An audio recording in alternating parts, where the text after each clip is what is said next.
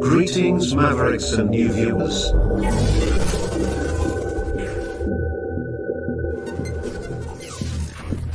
Tonight, direct and live from the Maverick News Network World Studios. This is Maverick News with Rick Walker.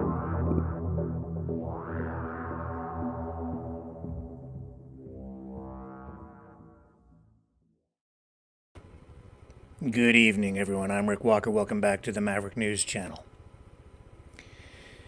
There's a big battle brewing, huge fight, and I don't know exactly where to begin. Tonight, the front line for this battle is in Canada.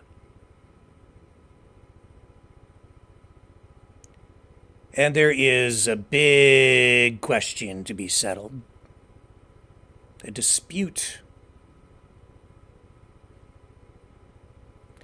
Inquiring minds want to know. How do you spell it? W-A-C-K-O?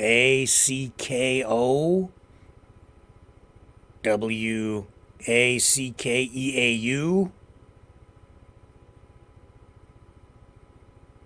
Canadians really, it's like everything, man. Divided, opposed. There are very distinct battle lines being drawn on this issue tonight. Wacko! How do you spell it? We'll present the evidence. We'll present both sides of the story, and you'll have to decide for yourself. And we have new video tonight supporting Pierre Poilievre's assertion that the Prime Minister of Canada, Justin Trudeau, is wacko. I'll be right back.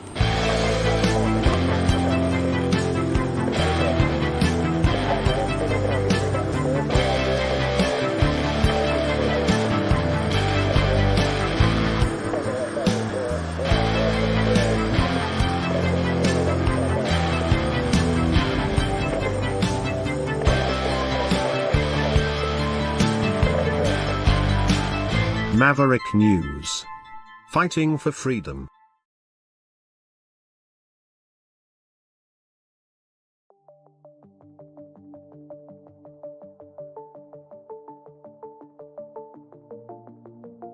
Greetings, brave Mavericks. Our quest for truth continues. We go beyond fake news. Together we expose propaganda. Together we pull others out of rabbit holes. We are maverick thinkers. We are all unique individuals, defenders of individual rights and freedoms, credible, trusted, grounded in reality. Maverick News, Maverick News. Defending free speech, free speech. Donate at freedomreporters.com. Do it now. Tomorrow may be too late. Maverick News. The world is watching.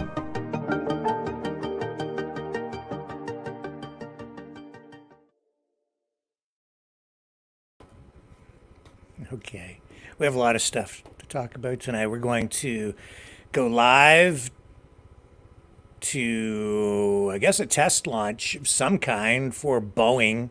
They're playing catch up in the space race in the private sector. I guess they have a capsule ready to launch some human beings like spam in a can up into the final frontier. So we'll dig into that tonight. What else do we have? We have, oh my, I have so much on my list. I'm going to show you the new SpaceX spacesuit. We're going to show you, I I think if we have time, the capture of an American tank, an Abrams tank, big deal in Ukraine, I guess. The mighty Abrams captured. Canadian forces. They have what people thought was their new logo. It's just a prototype, but it has sparked controversy. We'll show you that as well.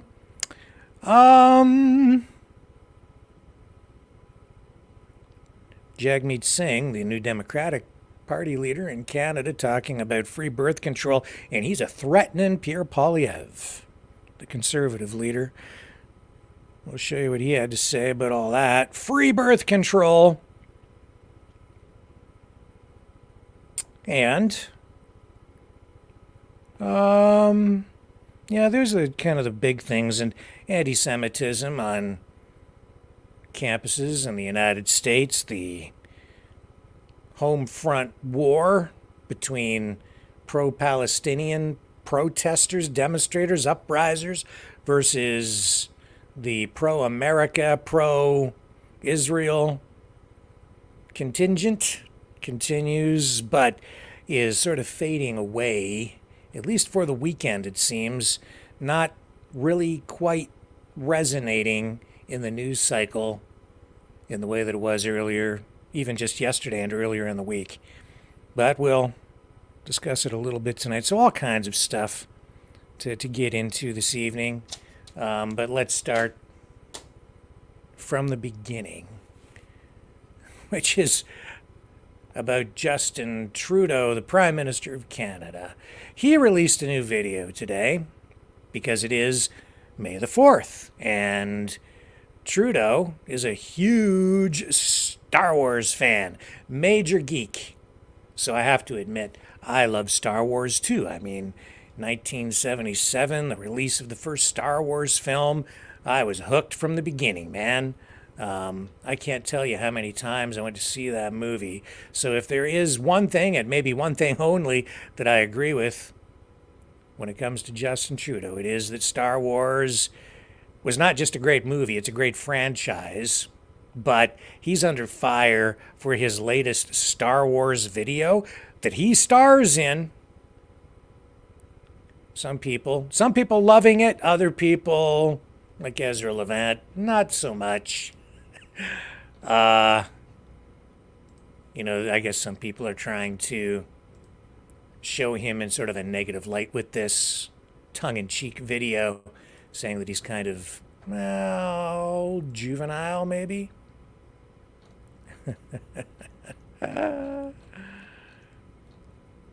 Oh, man. Well, that looks like a weird video, too. Maybe I'll run that one. I just came across this thing, but I'll get into that maybe later. I won't even tell you what it is until I come back to it. I'm queuing up the new Justin Trudeau video. I think we should start with that to sort of set the stage. Should we? Should we set the stage with that? Or should we start with the Wacko video? Let's start with the Wacko video, and we'll do it chronologically. It's maybe the strongest video we have anyway. And this was earlier in the week when Pierre Poilievre, the Conservative leader of Canada, called Justin Trudeau a wacko, got kicked out of Parliament. Where'd you go, Pierre? Yeah, it's political theater, that's for sure. Well, I'll tell you what, let's start with, I've changed my mind. We're going to start with the new, because it's the newest. So we'll dig into this first. It's the new, no, I have it queued up. I do. I already have it. Okay, we'll do this. Here's the video that started it all earlier in the week. Pierre Poilievre in the House of Commons, Parliament, question period. And this is where he scored big points by getting kicked out of the House. It is a choice for him to implement extremist policies that have taken the lives of 2,500 British Columbians every single year. Since the NDP has asked him to reverse course on his and formerly their radical policy, 22 British Columbians have died of drug overdoses. But he continues to allow those drugs to kill the people in our hospitals and on our public transit. When will we put an end to this wacko policy by this wacko Prime Minister? No.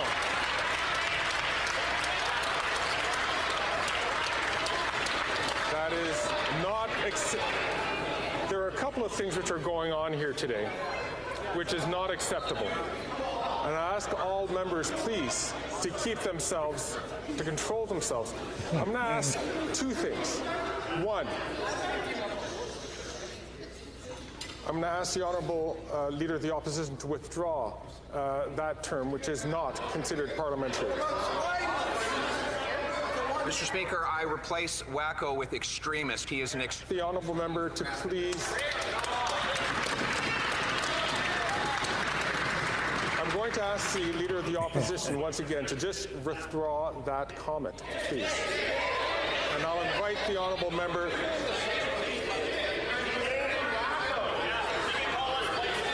I'm going to ask the Honourable Leader of the Opposition to please withdraw that comment and simply withdraw that comment.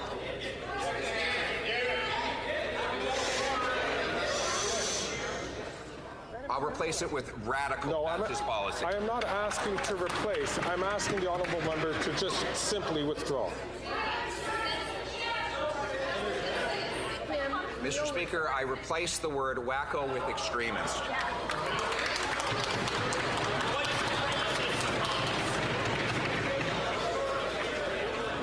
I'm going to ask the Honourable Leader of the Opposition one last time to please withdraw that comment and simply withdraw that comment. I simply withdraw and replace with the aforementioned adjective. Uh-oh, he's going to get a spanking. Mr. Polyev, I have to name you for disregarding the authority of the chair. Pursuant to the authority granted to me by Standing Order 11, I order you to withdraw from the House and from any participation by video conference for the remainder of this day's sitting. Okay, so that's the way it started earlier this week, and then after that, it kind of went viral in its own way. So, yeah, and I think we're going to get Wacko Trudeau T-shirts here. Some people seem to want them. Oh, it's funny, man. It's just theater. Don't take it too personally, Justin. It's just part of your job. You know that. Wacko. Today, Trudeau kind of helped things along by releasing this video marking May the 4th. May the 4th be with you. He's a big Star Wars fan. Okay, here, let's watch the video. I'm sure you'll enjoy it. Take it away, Justin.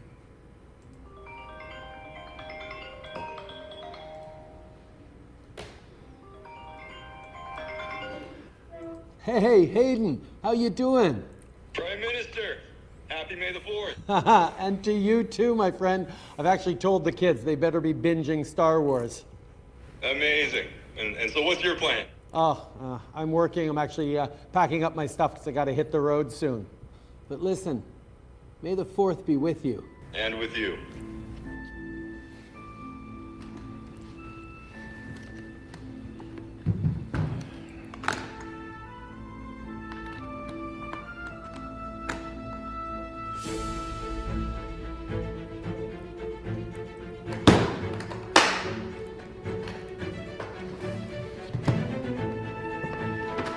Uh-oh. He's armed and dangerous, man. What's he gonna do with that lightsaber? And there's been some speculation or some talk about, like, what exactly is his lightsaber? How was it made?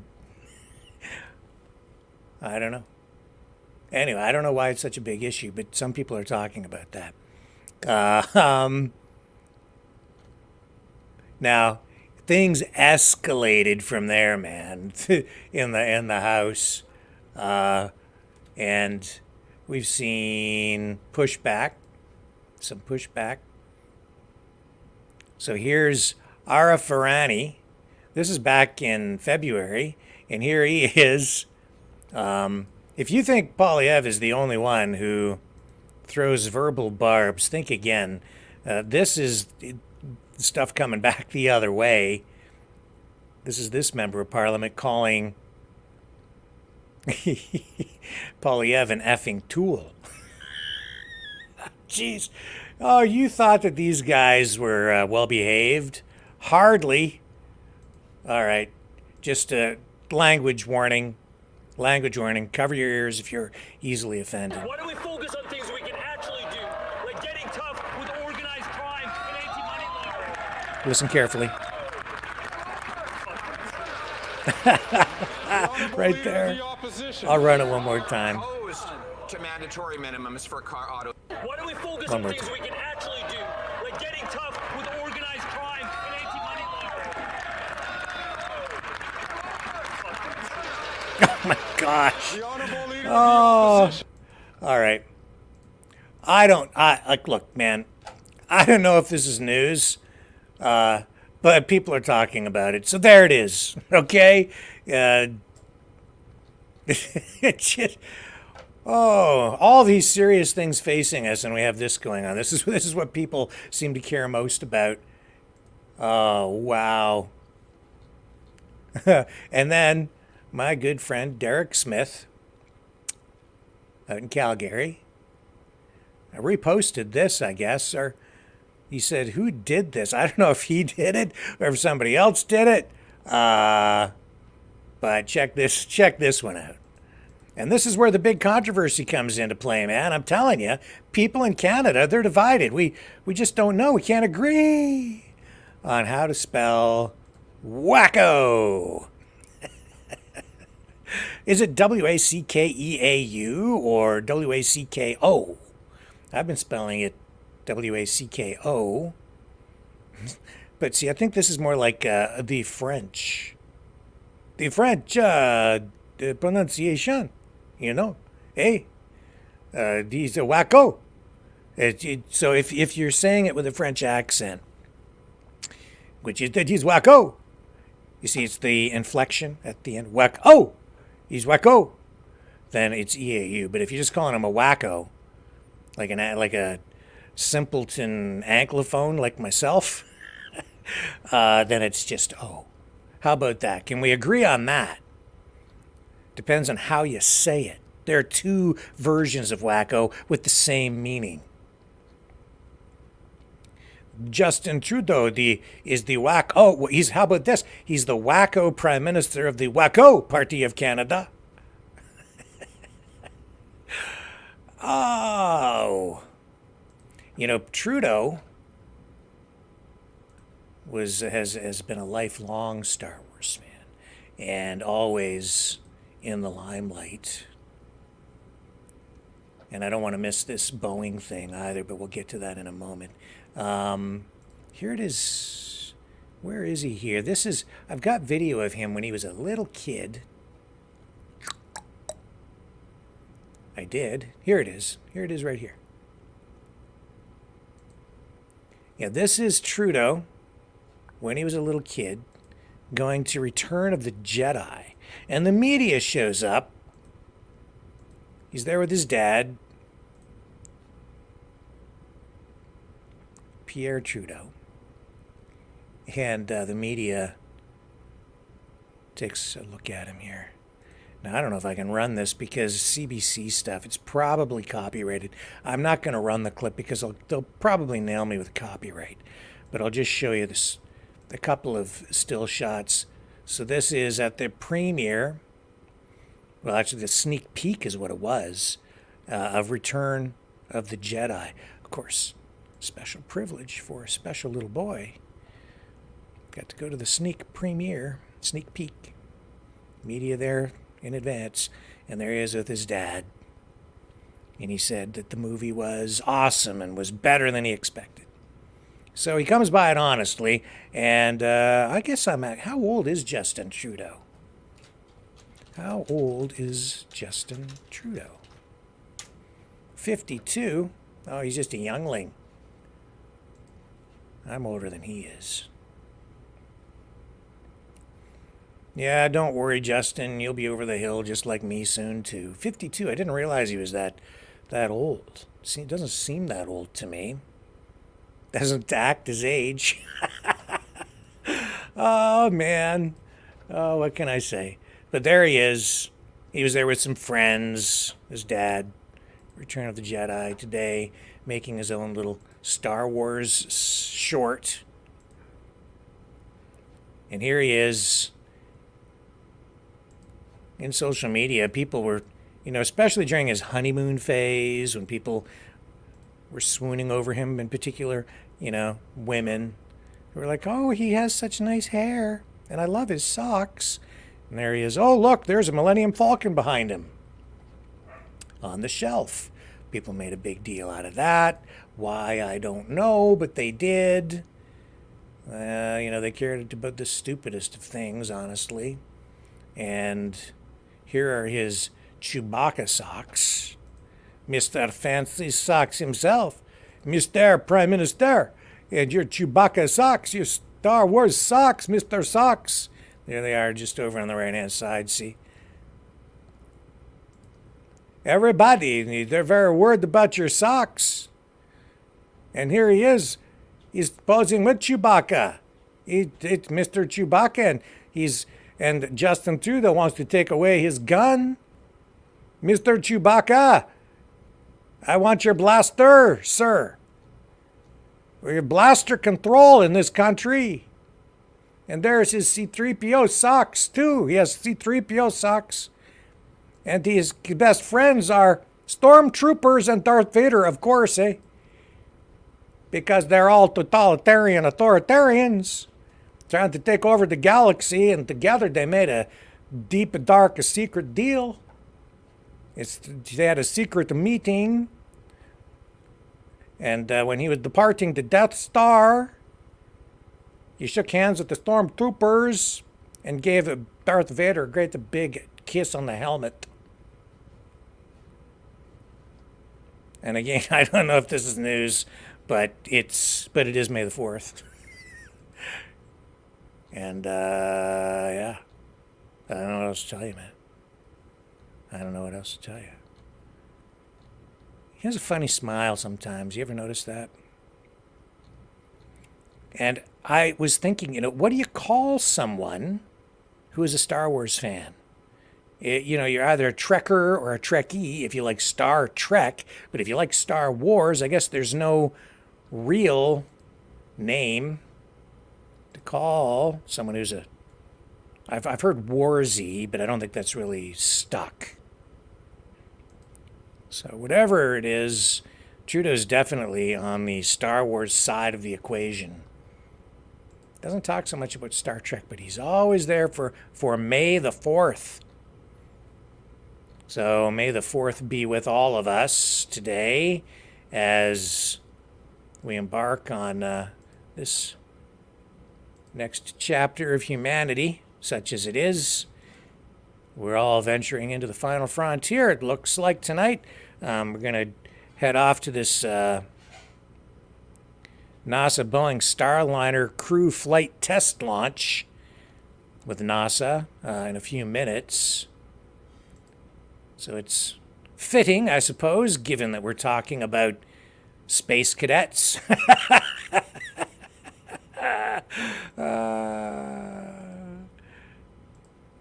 Wacko space cadets. Boeing is going to launch astronauts into space aboard a new capsule. They've had delays and problems, but they're finally poised to launch astronauts to the International Space Station for NASA. So it's going to be the first flight of Boeing's Starliner capsule with a crew on board. They'll put a pair of human beings into a spam can and light the fuse, send them off into the atmosphere and hopefully up into space, and hopefully they arrive at the space station safe and sound. They're way behind companies like SpaceX. But Boeing is finally ready to get the job done. One has to wonder, though, with the quality control issues that they've been facing, if the doors are going to stay on that capsule. I guess we'll find out a little bit more in a minute when we go to the live feed from NASA to mark the beginning of this test. So I guess, what's this thing look like? It's white with black and blue trim. What's white and black and blue all over with trim? Or trimmed up with blue? It's the Boeing Starliner capsule. It's about 10 feet tall, 15 feet in diameter, and it can fit up to 7 people. Apparently. But I guess the optimum number, or the optimal number, is 4. It's called the Starliner. And this time, I don't think they're taking William Shatner with them. So who is going to be the crew? Veteran NASA astronauts Butch Wilmore and Suni Williams, and retired Navy captains. They're going to be, I guess, aboard. They're joined on the test flight, or will be joined. Am I reading this right? I've got the information up in front of me here. I don't really know who it is. Wilmore, I don't. This is confusing, this information that they've sent out. We'll find out more in a few minutes when we actually get to the live feed, I guess. So all this is set to rock and roll, I think, on Monday. And we are going to show you the live feed coming out of NASA in just a moment.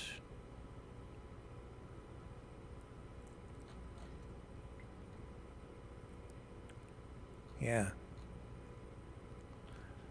Let me just confirm the date on this, because I'm pretty sure it is coming up not tomorrow, but the next day. Let's check on the feed, see if we're live yet. No, it's not. There's not going to be a feed. No, they changed the darn thing. All right, no feed tonight. No feed. I guess there won't be one now until Monday. I don't know what they're doing over there. False alarm, false launch. Abort, ladies and gentlemen. That's okay. We have other news to talk about tonight. So the live feed is cut. Not going to happen. End of that. No problem. We'll just carry on as though nothing happened.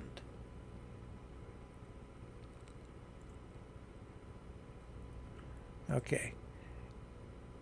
Here's a message tonight from the president of Columbia University. Let's just shift gears a little bit. Bring things back a little bit more in line with the serious news of the day. Let's hear what she has to say about these protests that have been happening. This is not super fresh, but we haven't run this here yet, and I would imagine most of you have not seen this. So I'm going to share it with you now. These past 2 weeks have been among the most difficult in Columbia's history.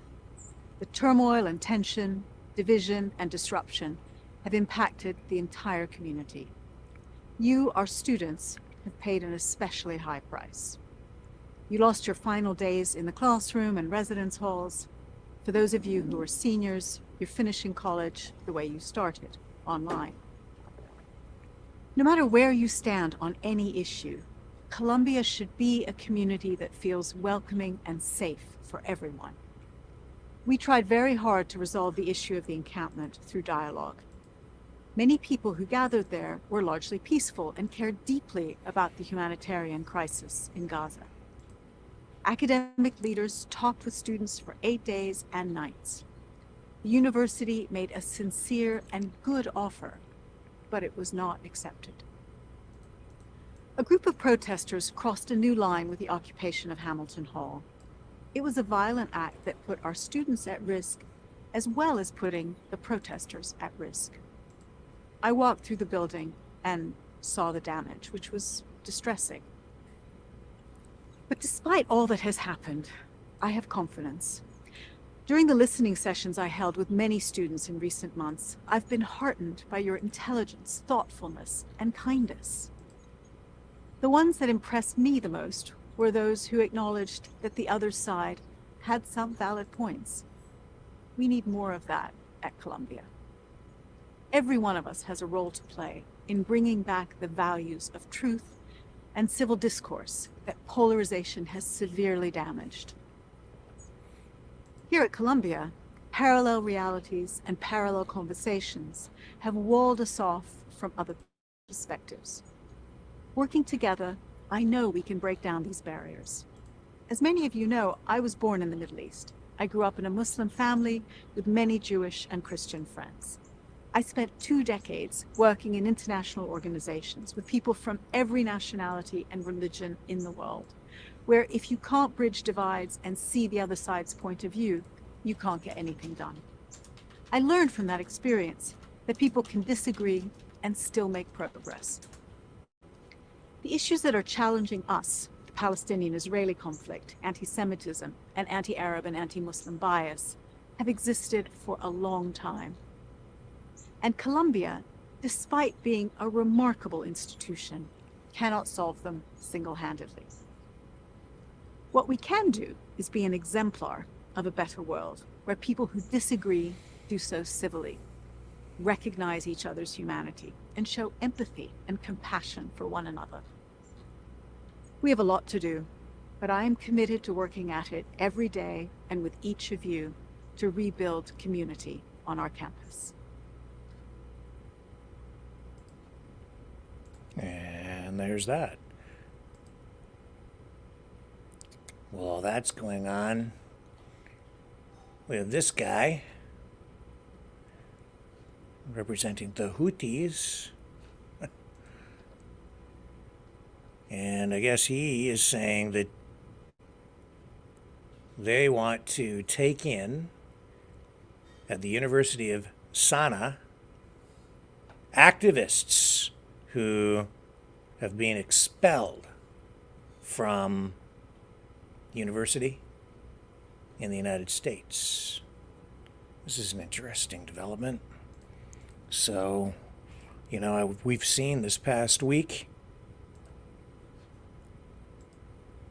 protesters on their knees, bowing down and participating in Islamic prayer sessions.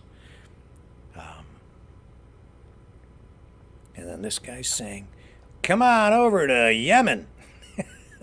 If you got expelled, we'll take you.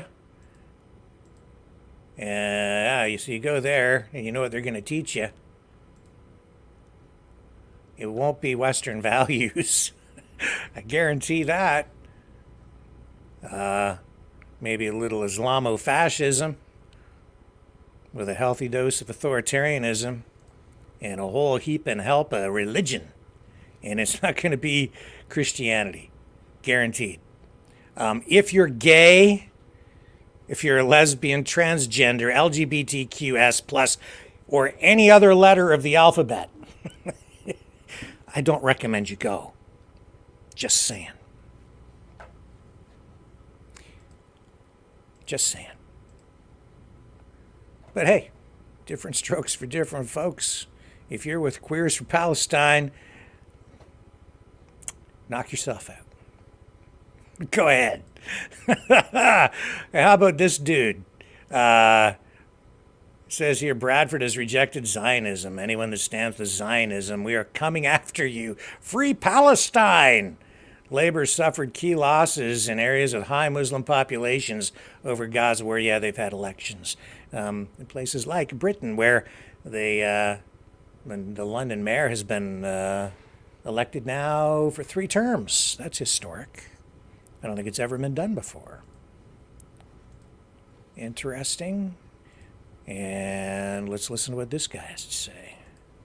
Go ahead, take it Today away. in Bradford, not only have we taken Little Houghton, Great Houghton, Manningham, Heaton, City Ward, and Collar. I'm going to tell you something here. This is a clear message to Starmer. Bradford has rejected Labour. It's rejected Zionism. And this is a message to you, Nash Shah and Imran Hussain. We are coming for you in the general election. Anyone that stands with Zionism, we're coming after you. Free Palestine! Free Palestine!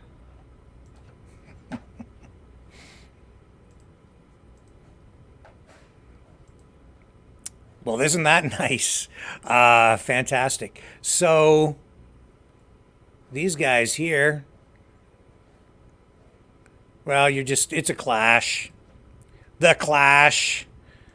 The two sides, positive and negative, negative and positive. This sucks. This whole thing sucks, actually, man. Like, things haven't sucked this much since in a long time.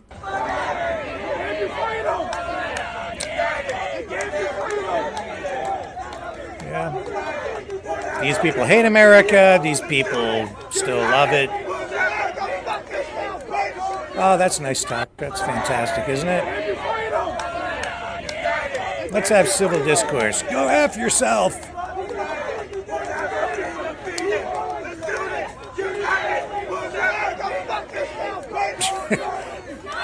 It's just, that's like,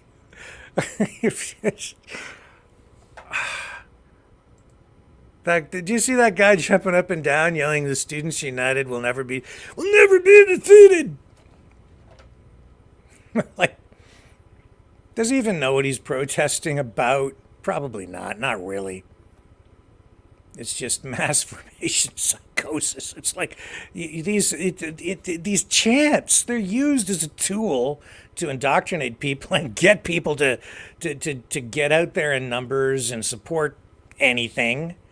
You know, it's like the flavor of the day, the issue du jour. Jeez. Oh, these Einsteins, I'm telling you. You know, new information coming out. They've had intelligence, and just some studies, research. They've been digging into the backgrounds. I guess cops and government intelligence services, and they've been looking into who these protesters really are. And I guess this is at Columbia. They've determined that about at least a third of the protesters aren't even students. I told you the other night that there was information about who was funding these things. It's Soros, it's foreign governments. We showed you evidence. Here's a report actually referring to some of this from NBC tonight. Says when James Carlson was arrested inside Columbia University's Hamilton Hall, he was already under investigation for snatching an Israeli flag out of a man's hand near campus and setting it on fire. Isn't that nice? That wasn't the first time Carlson, who has no affiliation with Columbia, had run afoul of the law. He was arrested in San Francisco in 2005 during a violent protest organized by an anarchist group. Love those anarchists. They just love chaos. That's what they're all about. Wouldn't that be great if they formed in the next government and we would just have like complete disorder all the time for everyone? Anarchy. That's what I want. I'm for crying out loud. So there he is, stirring things up. That's what he basically is a great big, excuse my language, shit disturber. Yeah, so the intelligence, they know this. He's known to police. He's the 40-year-old animal rights lawyer, of course he is among the group of professional outsiders cast by the New York City Police Department and mayor as having a significant role in the takeover of Hamilton Hall. Why am I not surprised? the same people. You see them all the time. Large, drawn-out protests like the one at Columbia have a tendency to attract people with a diffuse set of ideologies and motivations, experts say. Roughly 30% of those arrested at Hamilton Hall on Tuesday had no affiliation with the school, according to university officials. But while there is no doubt the occupation of the building amounted to a dramatic escalation in tactics, it remains unclear how large an influence outsiders like Carlson have had on the overall student protest movement at Columbia and nearby colleges, which began more than 2 weeks ago, blah, blah, blah, blah, blah, blah, blah. And then the media,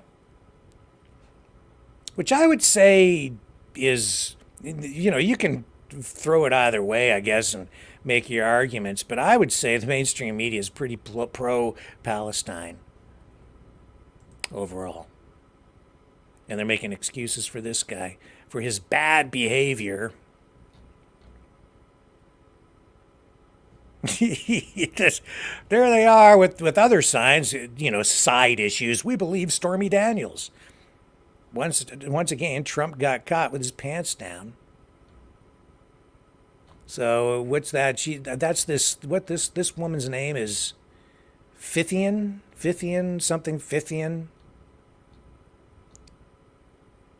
Lisa Fithian. Video released by the city showed a 63-year-old activist, Lisa Fithian, at the center of the action, directing the protesters on how to barricade the doors and referring to Wilson as his friend and his friends as, excuse the language, assholes. This is a reference to, who are they? Who's Wilson? Just so I'm accurate here. Somebody they don't like. Rory Wilson, 22, a Columbia senior, who did not participate in the protests. So she says Rory Wilson, 22-year-old Columbia, who's a senior student at the university, yeah, he's an asshole. And there she is holding up her "We Believe Stormy Daniels" signs. In other words, I don't think she's a conservative. She might be a little bit on the left. And did you see some of these protests and clashes with police? Did you see the umbrellas? Telltale sign. Where do you see umbrellas all the time? Think, folks, if you're not cluing in. At Antifa rallies, protests, mostly peaceful, violent demonstrations. They use the umbrellas for cover to conceal their identities and, honestly, their weapons. That's why they have them. All right, if it's just carrying my umbrella on this bright sunshiny day, no, it's not a weapon, even though it's got a pointy end on it and pointy things on the ends or all the way around the edges, and it's a pole. You can jab somebody with it, and the cops are trying to pull the umbrellas away from some of these uprisers. Same people, I'm telling you. It's the same people. I mean, you've got your organic component to it, but no. These people are known to police, known to authorities, and they're out there agitating again. They are not friendly to America. And they're using this issue to really ramp it up. But this is too much. This, honestly, I mean, I can't even. This is not funny at all. I do see humor in the stupidity around a lot of this stuff, but not this. You see, this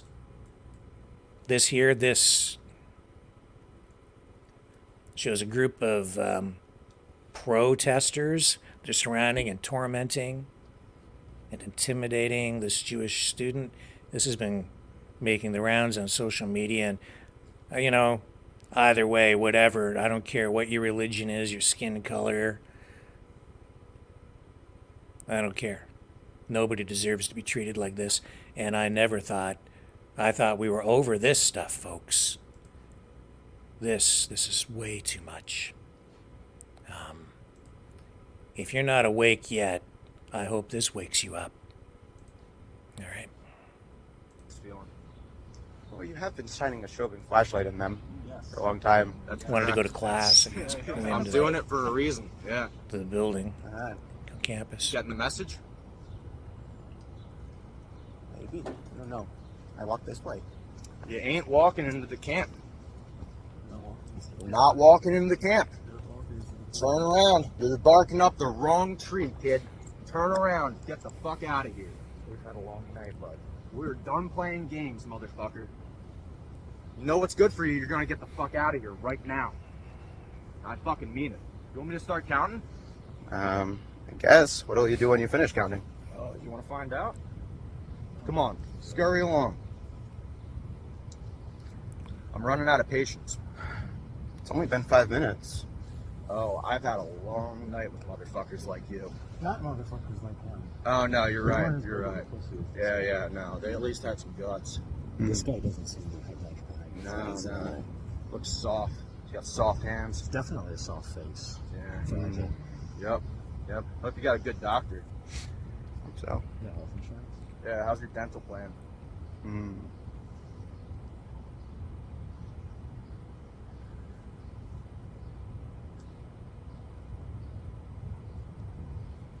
Come on, run along now. Play somewhere else. Gotta get to school soon, too. You guys have to get to school. Well, your principal's gonna worry about you. I see.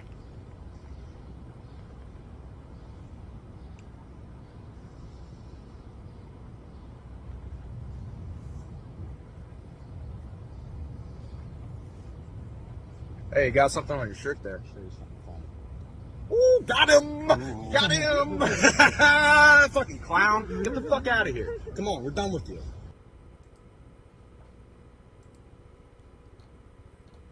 Excuse my language. Fuck those pricks.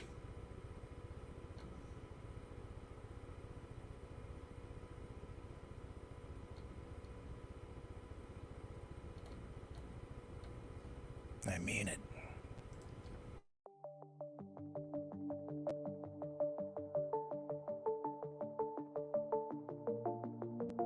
Greetings, brave Mavericks.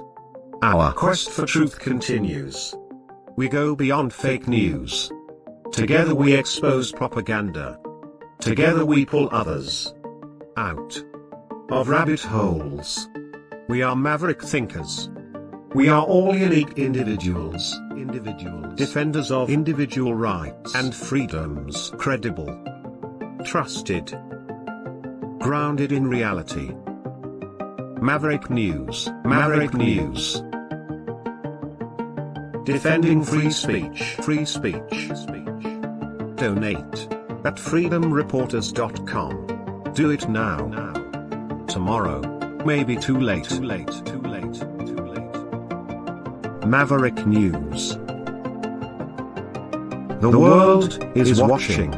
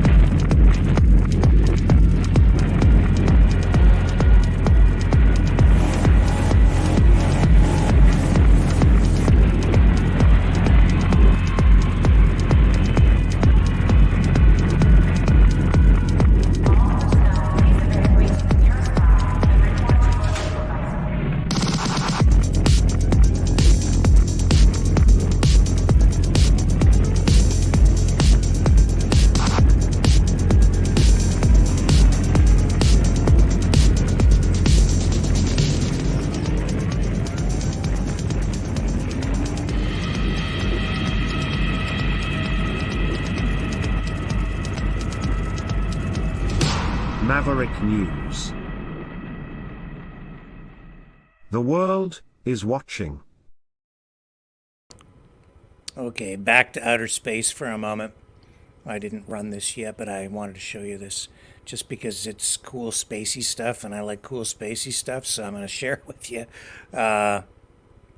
This is Elon Musk's new spacesuit. I want one.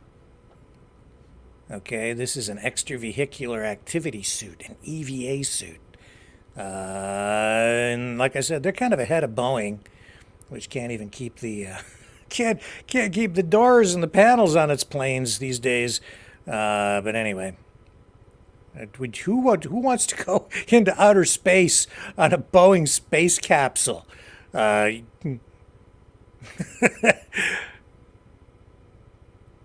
Anybody want to go for a ride on a Boeing space capsule? How many guys have died? How many whistleblowers? Oh, wow. What the heck's going on with that stuff? Anyway, here's the EVA suit from SpaceX. Suit flow initiated. Stand by for Dragon venting sequence.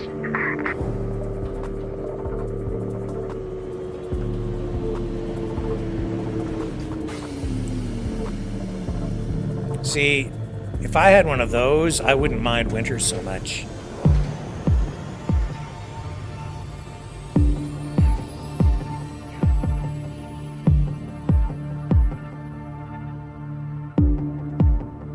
That's what you need if you live in Canada. I suppose it could be, it's air conditioned too in the summer, right? Yeah. SpaceX is go for EVA operations.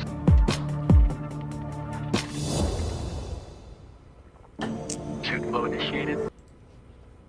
And there you go. So I guess this suit is like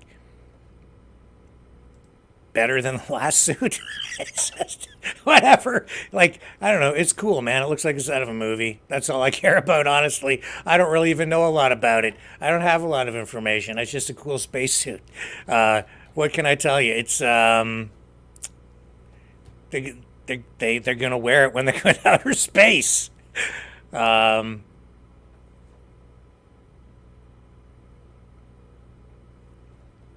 So what am I going to say? I have the information here, and I haven't even read it yet. But they're going to go on a 5-day mission on something, I guess, some mission, because they keep launching these crews into space.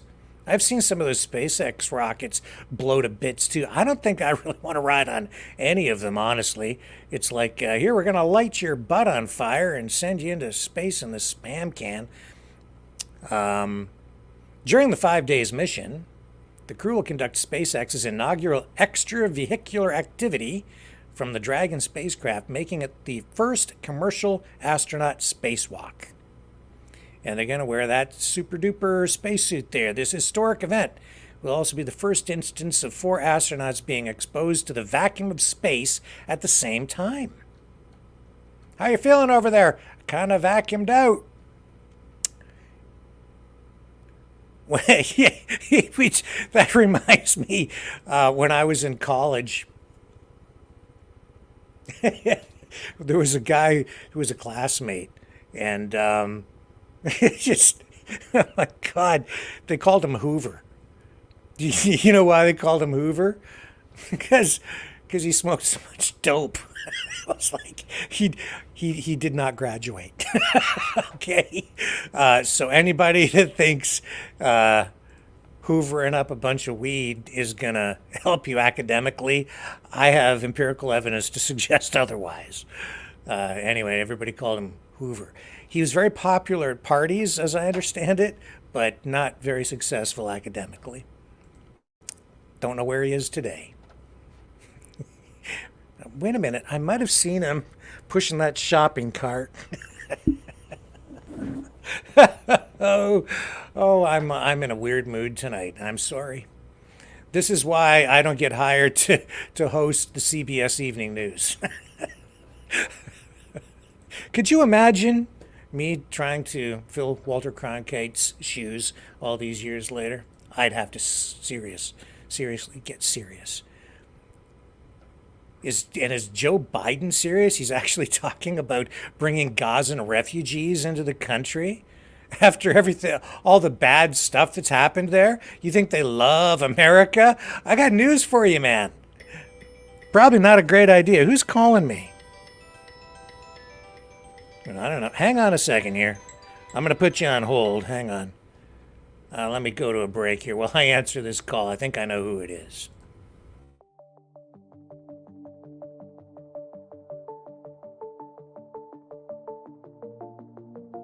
Greetings, brave Mavericks. Our quest for truth continues.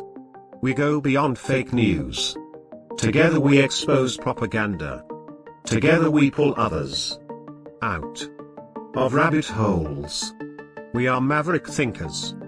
We are all unique individuals, defenders of individual rights and freedoms, credible, trusted, grounded in reality. Maverick News, Maverick News. Defending free speech, free speech. Donate at freedomreporters.com. Do it now. Tomorrow may be too late. Maverick News. The world is watching.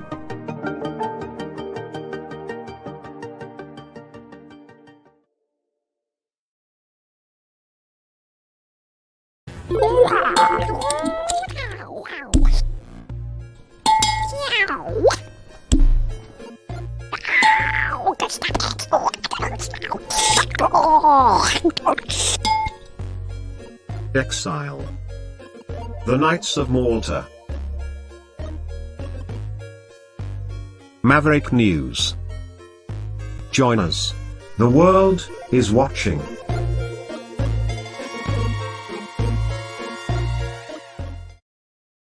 I don't know if this is going to be funny or not. Just something came to mind about the spacesuit thing. You ever see that movie with Harland Williams, the comedian? What's that movie? I got to tell you about this. What's the name of the movie? He does this space movie, and he does this. It's hilarious. Rocket Man. Yeah, 1997. I'll show you. There's this scene. Do you guys know the scene I'm talking about? Do you know who I'm talking about? The movie wasn't really that, not a huge hit. This guy, probably the most underrated comedian ever. I think he's hilarious. Anybody remember Rocket Man, the movie? I'm going to check the chat. This scene, it comes to mind. It was hilarious. Absolutely hilarious. Anybody know Rocket Man? I don't see anybody commenting. No, maybe I'm the only one who saw it. Probably. I used to. I had a video store. I've seen all the obscure movies, all the art films. That's what I did with a lot of my time when I was young. I went to the Repertory Cinema downtown, where they ran all the obscure art films and all the weird stuff. Before there were video stores, I was doing that. When I was just like a young kid, I'd go down there and I watched all the weird stuff. Like My Dinner with Andre, but Rocket Man. Let's stay on topic, Rick. Okay, look, Rocket Man. This is hilarious. He had a spacesuit too. There they are in Rocket Man, and they're connected. He's on the moon with this other guy, and I don't remember everything about it, but there's a telltale sign here about what this is about. So these two guys, they're connected. They're tethered together, sharing an air supply. And, of course, you know what happens. He farts.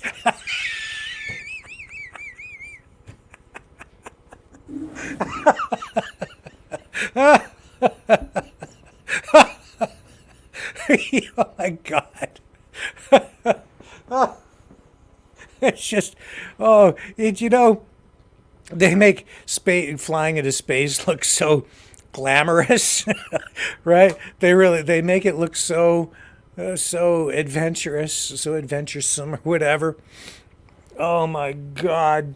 You want to know what the reality of flying in space was? I think it's maybe a little bit better today, but I don't know how you do it when you're up there. Okay, Oh, I'm in such a strange mood tonight. You can't just stop at the nearest rest station, Okay? So when you're in outer space, you have to You have to do it Joe Biden style. And use your space diaper. Jesus. Oh, I don't know. Why do women find astronauts so attractive? I'm kind of like, no, not cool, man. Not cool at all. You can poo your pants. Jesus. Oh my God. It's just, that's what astronauts do. Are you ready to come in there, Joseph? Oh my God. Let's bring our friend in here who hasn't been on the show in a while and see what he has to say about astronauts and their poopy pants. Oh my God. You came in at the perfect time. What a stupid show this is. Well, my green screen ain't working. Let me. Can you hear me? I can hear. Yes, I can. Okay. Mission control over to Joseph. Yes. Yeah, my background. Over to the mothership. There we go. Now my background's working. Yeah. What the bleep did you bring me into? I just. Oh my God. Did somebody slip you some magic mushrooms? No, they don't. Look, it's not even on my list. Okay, on my story list for tonight. It's like I just came up with it. It's just, I was thinking too. I didn't even. This wasn't on my list, but I was thinking about it when I was walking Cosmo. These pro-Palestinian protesters, right, Joseph? They're like. When they left their encampments, you know what it looked like? Gaza. After the bombings. I mean, it looks like a shithole. No, okay. It's like, what the hell with these people? Like, I just dropped my Constitutionalist Politics show this morning titled "The Issue is Never the Issue." You know the old the cause is not the cause. The cause is only power, control, the revolution, more tyranny. And the next 2 weeks, there'll be subsequent pieces, continued left-wing violence, and let them keep pushing generational shift occurring follow-ups, kind of a 3-part series. And I forget which of the 3 episodes, because I've recorded them all already. I go into that. It looks, these left-wing loons who claim to be envirotards. It looks like a war zone. I know. It's like if you want to turn your university into a shithole, just invite all these lunatics to enroll. It's like, and then let them do their thing, and they'll just turn it into a great big shithole. Yeah, That's what they've done. And the man on the street style interviews again demonstrates a lot of these people are just there. They have no clue why they're there. Yeah. They just want to be right. They know to parrot free Palestine, but ask them, where was there ever a Palestinian nation? Blank stare. Who was an emperor, prime minister, president, whatever, of Palestine? Blank stare. Never existed. Never was one. Where did the term Palestinian come from? They have no idea the history of the Roman emperor, labeling them from biblical Philistines occupying Judeo land that the Romans displaced. They were occupiers, and it was a slur the Romans gave them. They don't know anything but to parrot Free Palestine! Well, it's got a good rhythm and a good beat, and you can dance to it. So it's like, and I'm sure there are a lot of heads blowing up because of what you just said. If you listen to, I don't know, Max Blumenthal or Richard Medhurst, Enemy of America, they'll tell you a completely different tale. So 2 very opposing or opposite points of view, Joseph. Do you care to elaborate on what you've said about Palestine not ever really being a real nation state? Well, again, show me any map where there was a nation of Palestine. Yes, some maps, including from the British, labeled a Palestinian territory, again, based on the Roman emperor label and designation of such. No such nation existed. 5 times they were offered a Palestine nation. 5 times. That's actually 10, Joseph. Okay. Sorry, You're right, man. yeah. I'm sorry, yeah. 5 times. One hand. Now you're 5 fingers. now you're an evil Mason, okay? Oh. And part of the Rothschilds clan. Because now I am too. I'm sorry.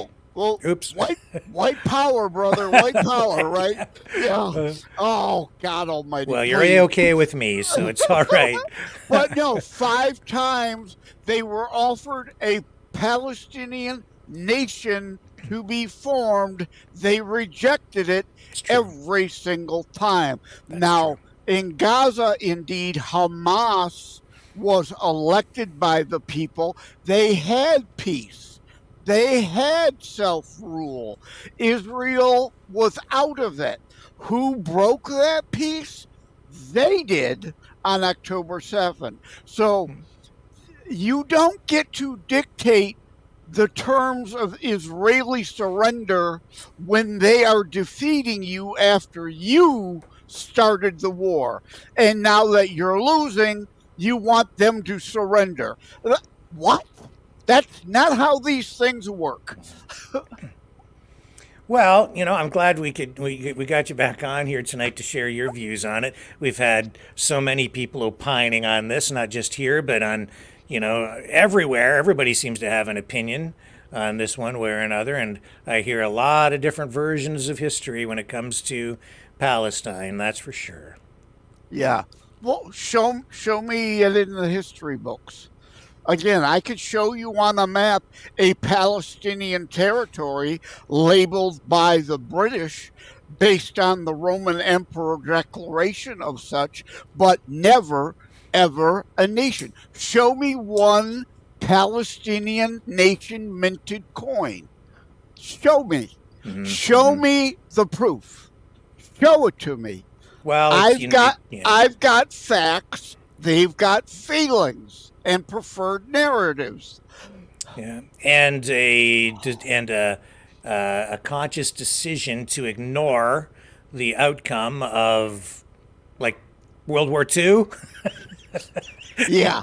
It's like, well, I know they didn't win the war. You're just a bunch of colonizers. Pick your war. Like, they just ignore it. They want to relitigate today, and as though this is what I'm saying. So I'm glad you used that term, right? Leftist idiocy. You're a bunch of colonizers.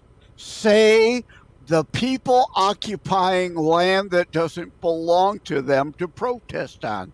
A colonization, if you will. They will not understand the hypocrisy of it because they don't know the words except for what they want to twist and manipulate them to be. And again, all of history is one group invading another group. The Native Americans weren't pure, living on the land in peace and harmony. What belonged to the Cherokee once belonged to the Blackfoot, once belonged to the whatever other tribe. They took land back and forth from each other too. So spare me your ignorance of history. And if we want to talk about the First Nation stuff, we could really dig into it in another program, because what we've seen here happening here in Canada is the Prime Minister and the Liberals up here in Canada, like, they are rewriting treaties. They've rewritten now, I think, 26 of them. which now those 26 treaties cover about 40% of the landmass of Canada. So, and they're going to continue to go. They just had another news conference Thursday, I think it was, to talk about this. I ran clips from it with Justin Trudeau. This is transformative as well, and this is. I haven't read these treaties. I want to. I've read some of the old ones, and but there's a much bigger story behind all of this, and that's why they were at McGill University in Montreal, and the chant that was broadcast here live when our good friend and contributor Dragon was out there doing great work, live streaming from McGill. You could hear the chant, from Turtle Island to Palestine, occupation is a crime. So what does that mean? Do you know what Turtle Island is? It's all of North America and part of Central America, which means they want all of that land returned. Anybody who's here that they deem to be a colonizer, I guess, has to go or pay rent, or I don't know what it is. So where does that go? And again, they use occupied, occupation from people who are doing what? Invading a piece of property and occupying it that doesn't belong to them. They won't get it. They will never get it. They can't see beyond their slogan to understand the hypocrisy. Except that I think that the people organizing these things, the real driving forces behind it, do understand, because they're getting what they want. They just renegotiated, or I think almost unilaterally agreed to, the government was like, yeah, we're just going to rewrite these treaties. We have the United Nations Declaration of Rights for Indigenous Peoples. We have a growing anti-colonialist movement. They've started to inject this ideology, these teachings, this rewriting of history into all of our schools and institutions. You have re-education. The re-education camps of today, honestly, are in corporate America, corporate Canada. It's injected into the corporate culture. When you get a job at any big company now, and you'll have to go through some sort of sensitivity training. I think it's pretty much routine everywhere now. If you get a job at a bank or even at a major grocery store chain, they have some sort of left-wing, woke, progressive training regimen that you have to go through. Yeah. Well, let's talk history of the U.S. too, because, I'm all for all history, the good, the bad, and the ugly. A lot of bad stuff happened here. I'm not for whitewashing it, right? But let's look at some of it, right? Who fought to keep slavery? Democrats. Who enacted Jim Crow laws? The Democrats. Who peddled segregation then and are peddling it again now? They want black only this or black only that or an Asian only this segregation. And that. George Wallace. Segregation today, segregation tomorrow, segregation forever. Democrat, Democrat, Democrat, Democrat. Let's go back to the Native Americans. The Trail of Tears. Who was that? A Democrat president. So I'm all for us talking about our bad history. FDR and his concentration camps, though nobody was put into gas ovens, of course. A Democrat. So I'm all for talking about the history. Let's talk about the history. The left doesn't want anyone to know history because it reflects negatively that they did all the bad shit. Well, today I just see a lot of racism and bigotry that's masked with wokeism and diversity, and language that seems like it's supposed to be tolerant, but it's actually the opposite. It's incredibly intolerant, and it divides people and pits people against each other, and look where we're at. Everybody's fighting. In both of my next 2 week Saturday drop shows, Constitutionalist Politics 47 and 48, continued left-wing violence, I touch on it. I go into it more on let them keep pushing generational shift occurring. Because, right, D-I-E, not D-E-I, D-I-E, because it's about killing Western culture. Let's look at the segregation thing again. I forgot. Who was it that blocked blacks from going to schools? Democrats. Who is it blocking Jews from going to universities?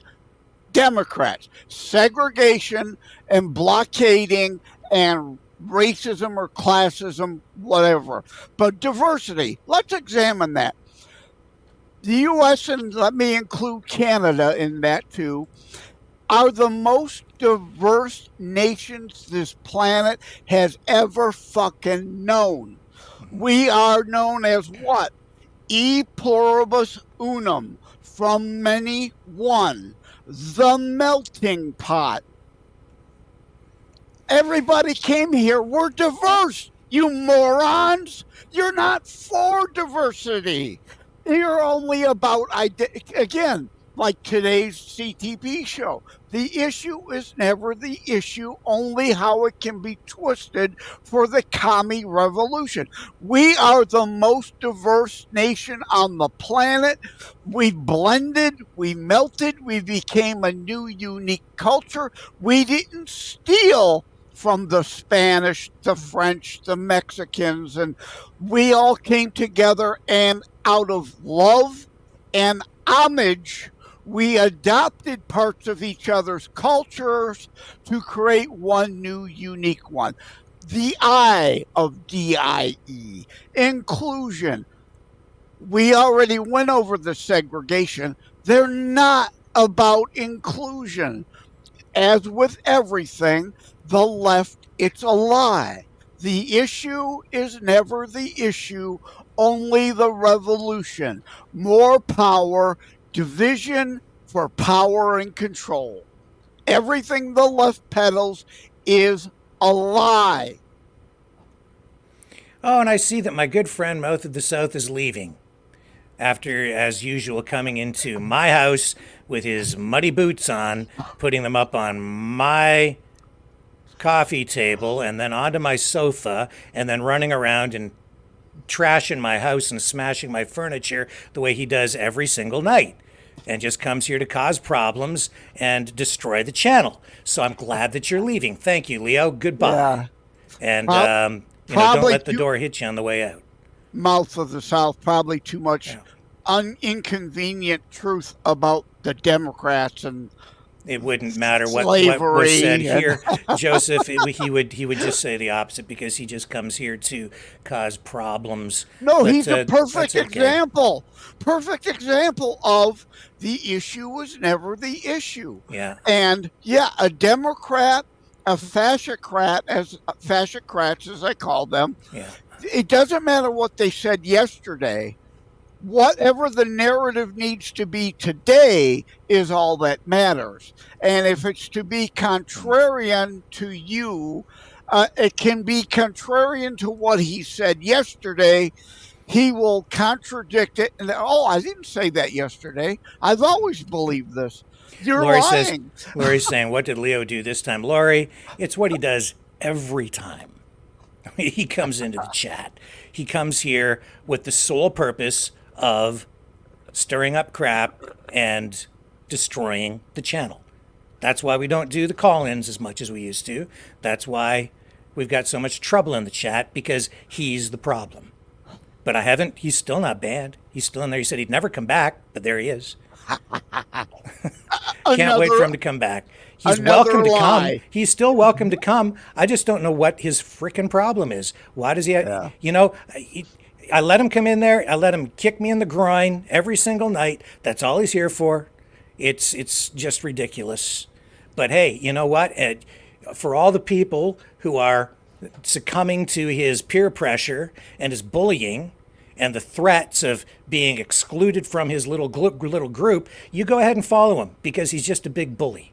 That's what he is. And I'm tired of the guy coming into, again, my house and trashing the furniture and pissing on my carpet and then standing there going, What? I didn't do anything. Yeah. Because that's what he's doing. Well, And that's what the left he's does, left, so right? good. It's Not banned. all- He'll be back. Yeah, it's all hate. It's all spite. It's all envy. It's all jealousy. It's all right. They can't earn their own stuff. They want to steal it from you. I guess so. Whatever. But if people here, you want to go over. I don't tell anybody where to go. It's like, you want to go watch that? Go watch whatever show you want, man. You want to go hang out in the chat over go ahead. Do you want to come here? Come here. If you want to be friends with Leo, go ahead. You can still be friends with me. It doesn't bother me at all. Bothers him, though. He doesn't want anybody to be my friend anymore because he's just like freaking high school. Anyway, enough talk about him. Enough of that. I just noticed him in the chat, going off about you and about everything again and trashing the furniture and peeing on my carpet. So... Yeah, and you can see it above my head. Principles before personalities. Principles, not personalities. Joseph, really why I asked you to come on tonight was because of Kristi Noem. And I know Kristi is your VP, I love her. Dream I love her. pick, right? Yeah. And so I wanted to bring you on because I thought, well, you talked about it and you haven't been on for a while and she's into trouble now because of her new book. So I had to get you here to ask you some questions about Kristi Noem because she shot her dog. Well, I am not a cultist for anyone. I don't put on the hyper-partisan hat. Obviously, this is an issue now, but so I'm conflicted. I've gone back and forth and all around. There are things I could say to defend her. There are things I could say to, indeed, again, it's a rural-urban thing. But now, did she eat the dog like Obama? Of course, putting on my red hat, I gotta say that. Right? Wait a minute. Obama ate a dog? Yeah. Oh, you don't know that? I don't know that story. What are you talking about? Yeah. While in Indonesia or whatever, he ate dog. It became Come on. No, yeah. Really, you can look it up. He doesn't deny it. It's like eating a dog is okay, but, and here's where I defend her a little, is the left, of course, wants to focus Zelensky style to attack she shot a dog, leaving out the part that it was aggressive and potentially a danger to others. Unlike Biden's two dogs that bit people like crazy and probably should have been put down because they're danger to other people, overly aggressive, should have been put down. But we're not allowed to talk about that. The way she did it, of course, is the problem. But that, again, is the difference between how things are often done out on the farm versus how you take the dog that's aggressive, might maul a child if you're not careful, and euthanize it. That's the issue here. Of course, the left cannot have that honest conversation. So, yes, it's a problem. Does that knock her down the list? Most likely. It is a liability. But the other thing to say about it is that I think she knew that this was going to be an issue. So you get out front of it. You put it in your book. She could have spun it a little better in her book, right? So let's just be honest. She was a little foolish in the way she was way too honest about it. But I also want to mention about dogs. Romney, remember? Oh my God, Romney put his dog in a crate on. Huh? Have you ever had dogs? I have a dog. Yeah, my dogs would have loved to have been in a crate on the roof, soaking up all that air. But yet, that was a problem. Just, well, man, I'm going to shoot video of my dog. I haven't done it in a while. I'm going to go for another walk, and I'm going to show people how my dog does maul me every time we go for a walk. My dog does. He's like, he tackles me from behind. I put him on a long leash, right, so he can have some freedom, because I'm all about freedom, right? I'm like, be free, dog. So when we're out walking, he walks around me. It's not really super long, but he's safe. But he'll get behind me, and then he takes a running leap at me and wraps his front legs around my leg, like a little kid, and then you have to like walk down the street dragging him. He loves that crap. I don't know, man. And people are like, what's wrong with your dog? I'm like, I like it. I guess I do. I think it's hilarious. I love it. But that is, of course, a far cry from Commander and whatever the other Biden dog is. Danger to people, constantly biting people. Yes, that's right. Oh, my. So what do you think this, okay, let's backtrack a little bit. I think the reason the media came after her so hard is because she was Trump's VP pick. So they used this to try to cancel her before he announced it. What do you think? I don't have any inside info from people I know as to that. As you know, I like her for a lot of, but let me say this, because I don't doubt there's people, well, what about this? Nobody's perfect. Trump isn't perfect. He's got a lot of issues. I'm supporting him. I'm supporting Christie because she's the best choice. And one of the reasons is I don't like identity politics. You don't like identity politics. But Abraham Lincoln didn't get to say, Gettysburg, Schmettysburg. Just let them have it. Sometimes the enemy dictates a battleground you must fight on. Mm-hmm. So she checks all the right conservative boxes, as well as the identity politics boxes. We do need to fight on that battleground, like it or not.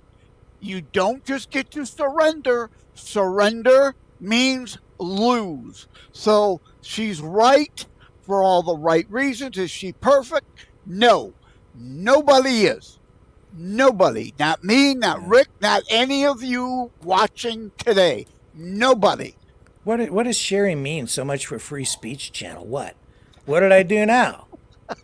What did I haven't done anything, Sherry. Like what do you think I did? What is it that I don't know. Maybe she thinks you Leo's probably in some other X group or something claiming you bounced him or something. Okay, I see. Right? Yeah. No, he's not banned. He's been in there the whole time. He left. I didn't make him leave. He worked himself up into a huff. Whatever, man. I didn't ban him. Go ahead. He's not banned.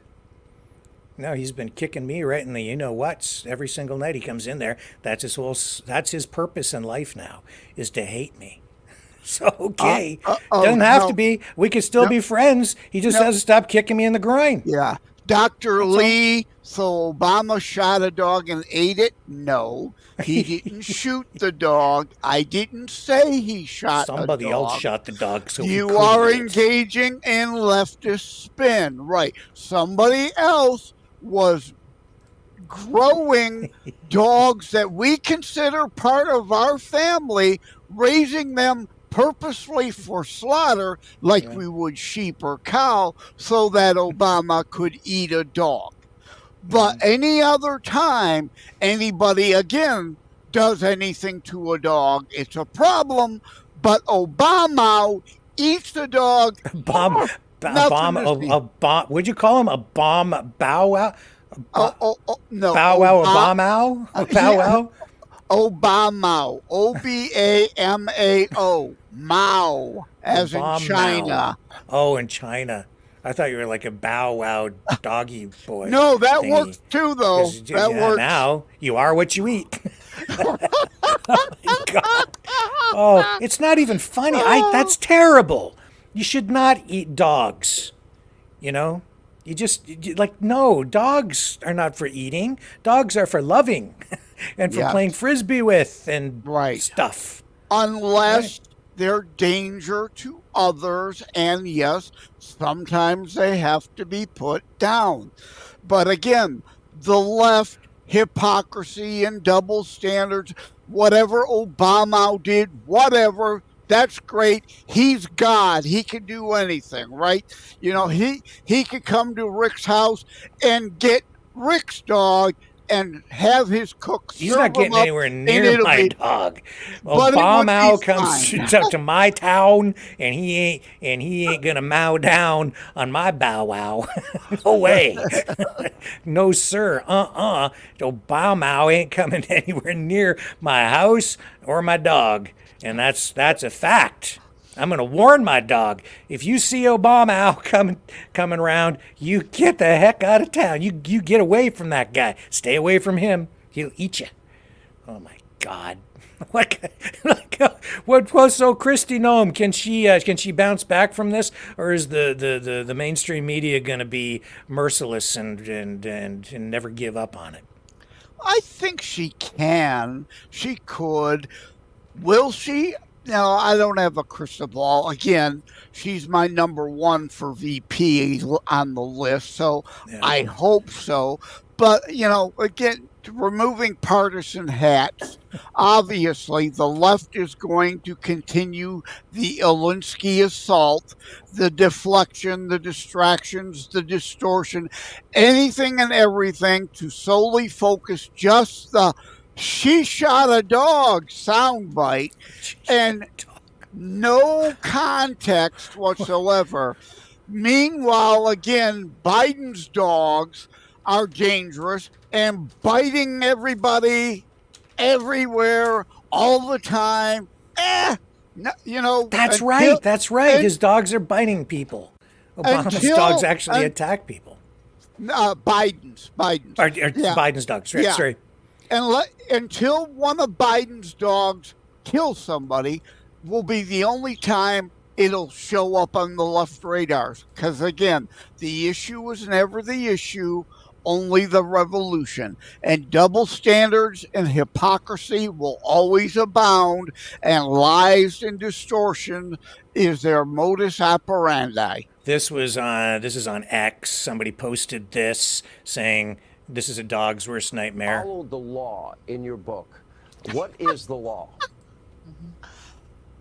Virtually every state has a law in place that says that animals that attack and kill livestock can be put down in situations like this. But I'll tell you, Sean, to farmers and ranchers, they expect it. They know that once an animal like this starts killing just because they enjoy it, that is a very dangerous animal.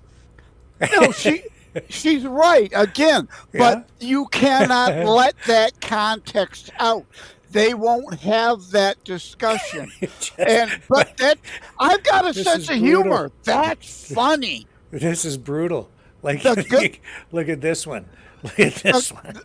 The Gutfeld, yeah. Well, the Gutfeld show has had a whole week of Kristi Noem jokes. I can laugh at my side. They're funny jokes. Oh my. I feel so bad for the dog. Oh, this is from Steve Martin. He's like,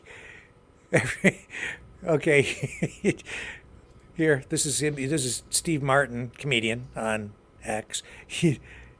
This is the post with all these dogs sitting in a theater. Everyone move to the front rows. This class can save your life.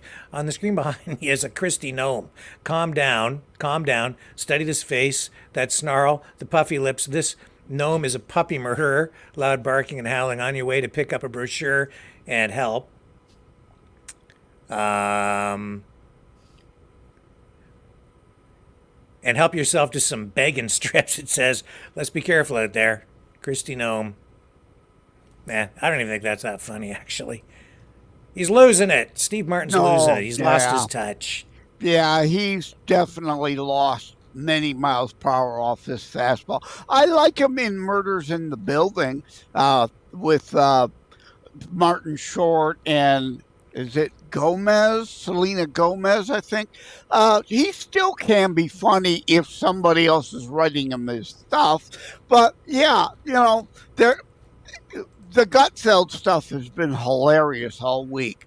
And she's fair game for the pot shots as long as indeed someone like a Gutfeld, they do have a segment and indeed talk about the actual overall overriding facts of the whole thing.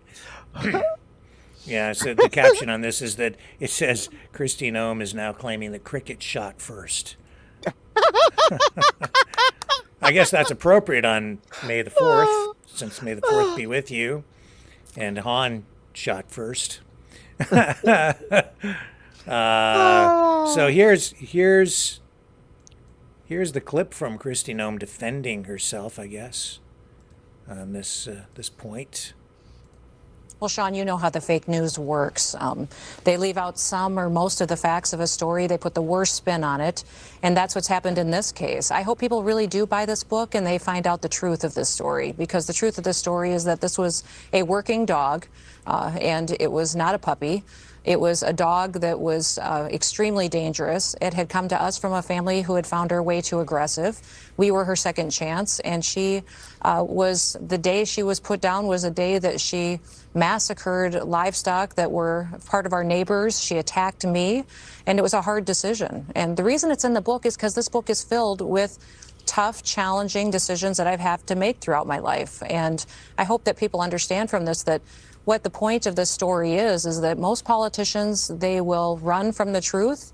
They will shy away and hide from making tough decisions. I don't do either of those. I tell the truth and I make tough decisions. People attacked me during COVID for keeping my state open. They called me wrong and attacked me night after night on TV for not doing mandates and not forcing people to get vaccines or wear masks. They're doing it again now with this. I just hope people will read the book, find out the truth, because this was a dangerous animal. And I had a choice between keeping my small children and other people safe or a dangerous animal, and I chose the safety of my children. Amen. And I agree wholeheartedly with that. I think she's a tough cookie. That's what I think. I think she is tough. Yeah. Everything she said in there, again, the other part, applying it to other things in life, and the mentioning about Ron DeSantis can't say he never shut down Florida. He did. He quickly backpedaled and reversed himself, but he did it. Kristi Noem never had 1 second of lockdown in her state. Not 1 second of mandates, masks in her state. Ron DeSantis can't say that. Kristi Noem is the right choice for a whole lot of reasons. And again, let me say it over and over, because someone will go on Twitter, blah, blah, blah, blah, blah. She's not perfect. Nobody is. So let's lay it out. Who are the contenders, in your view, then, for Trump's running mate? Is she still there? Well, again, I certainly hope she's on the list. And Trump needs to look at that. And Trump needs to put that, if she's his pick or one of his picks, in consideration, or even as a decoy to deflect from someone else who may be his pick. That should be on his big screens at his rally, explaining all the facts, the complete context. But yeah, I mean, there are so many. Byron Donalds, well, he can't be VP either because he's from Florida also. I keep getting this, wouldn't it be a dream ticket if it were Trump DeSantis? No, you can't. That's why Dick Cheney had to move from Texas to Wyoming. The president and vice president cannot be from the same state. Or a Byron Donalds, also from Florida, would be up there. I got his Ben Carson. I don't know. I like him for the cabinet again, but as VP, I don't know that he's got the oomph and the put. MTG, oh please. A lot of people. Oh, MTG is AOC with an R by her name. Everyone in Wait. Back that one up. What do you mean by that? What do you mean by that? If you want red meat spewed, she's your gal. It's like AOC. She's great for left-wing talking points, but no one in D.C. really takes her seriously. Everyone knows if you want Trump red meat spewed, she's the go-to. But to actually get anything done or that knows anything, really? So what you're saying is she's very bombastic, but not full of substance. Not to say that she's aligned with AOC on the issues. No, exactly. Okay. No, right. She is the right-wing version of the left-wing AOC. Again, a lot of talk, no real underlying substance, is not taken seriously within the respective party to which they belong. But a lot of people think, well, that's what we need for VP, right? Somebody to be the attack dog on the campaign trail. Well, if that's your criteria, yeah, she's the top of the list. But I want a serious person who can immediately take over 4 years from now for 8 years to continue the MAGA agenda. So other, serious ones, I'm drawing a blank. I mean, there are several. There are a few really good choices. Tulsi Gabbard, is she still in play? No. World Economic Forum stooge. The only reason she left the Democrat Party was to potentially be Trump's VP, because that's her only path to power. To play the bipartisan or I'm nonpartisan, a unity left-right ticket, no. Klaus Schwab, World Economic Forum stooge, wouldn't trust her as dog catcher. She might shoot a dog. Okay, I'm going to say something, and I don't know if I should, but I'm going to go away on a limb, take a huge risk here, and I'm going to throw something out, and it's a curveball. All right, are you ready? Okay. Because a lot of people, well, I don't know how many, but there are people out there who really take this seriously. Some. Most people are going to say it's crazy. RFK, you're not going to No. You're getting warmer, though. You're getting warmer. And somebody sent me a video last night, and Alex Jones, I guess, was commenting on this. It was on some program, and this came up again. So I'm going to throw it out there. I'll just get your thoughts. Are you ready? Get your catcher's mitt out. I'm going to chuck one in there. Here comes your curveball. Have a good eye. It's fast coming in. It's like over 80 miles an hour. 85. John F. Kennedy Jr. Well, that would be interesting. But again, at this point, Did you hear what I said? Yeah. Oh, yeah. Well, not RFK, right. John F. Kennedy Jr. I can't get away from it. People keep emailing me and sending me videos. Alex Jones is talking about it. I mean, Joseph, help me out here. What the heck's going on? Isn't he still missing or dead? That's the last I heard, but there are a lot of people out there who think he's coming back, man.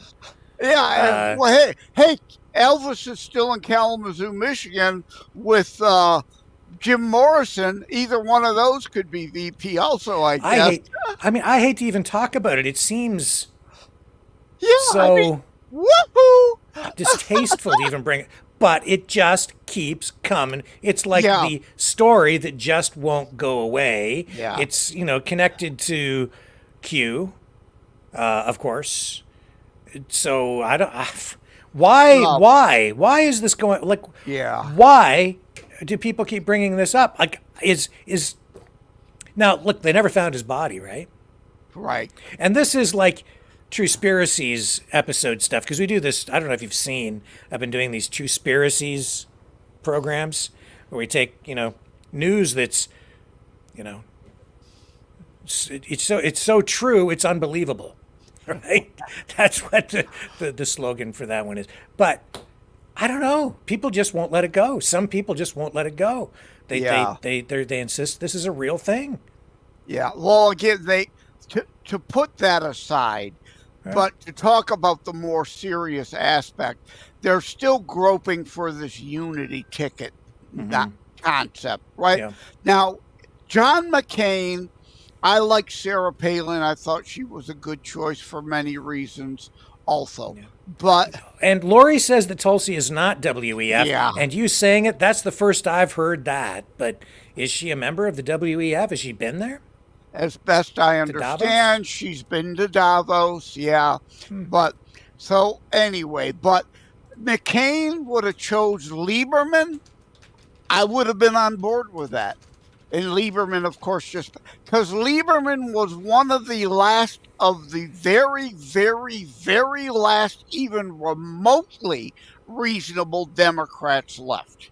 So anybody that is a Democrat or was even recently, for that reason alone, put the WEF stuff about Tulsi aside, because I've met her, I've talked to her when she was in town for Tudor Dixon. So do I like her campaigning for Republicans? Yes, it's helpful.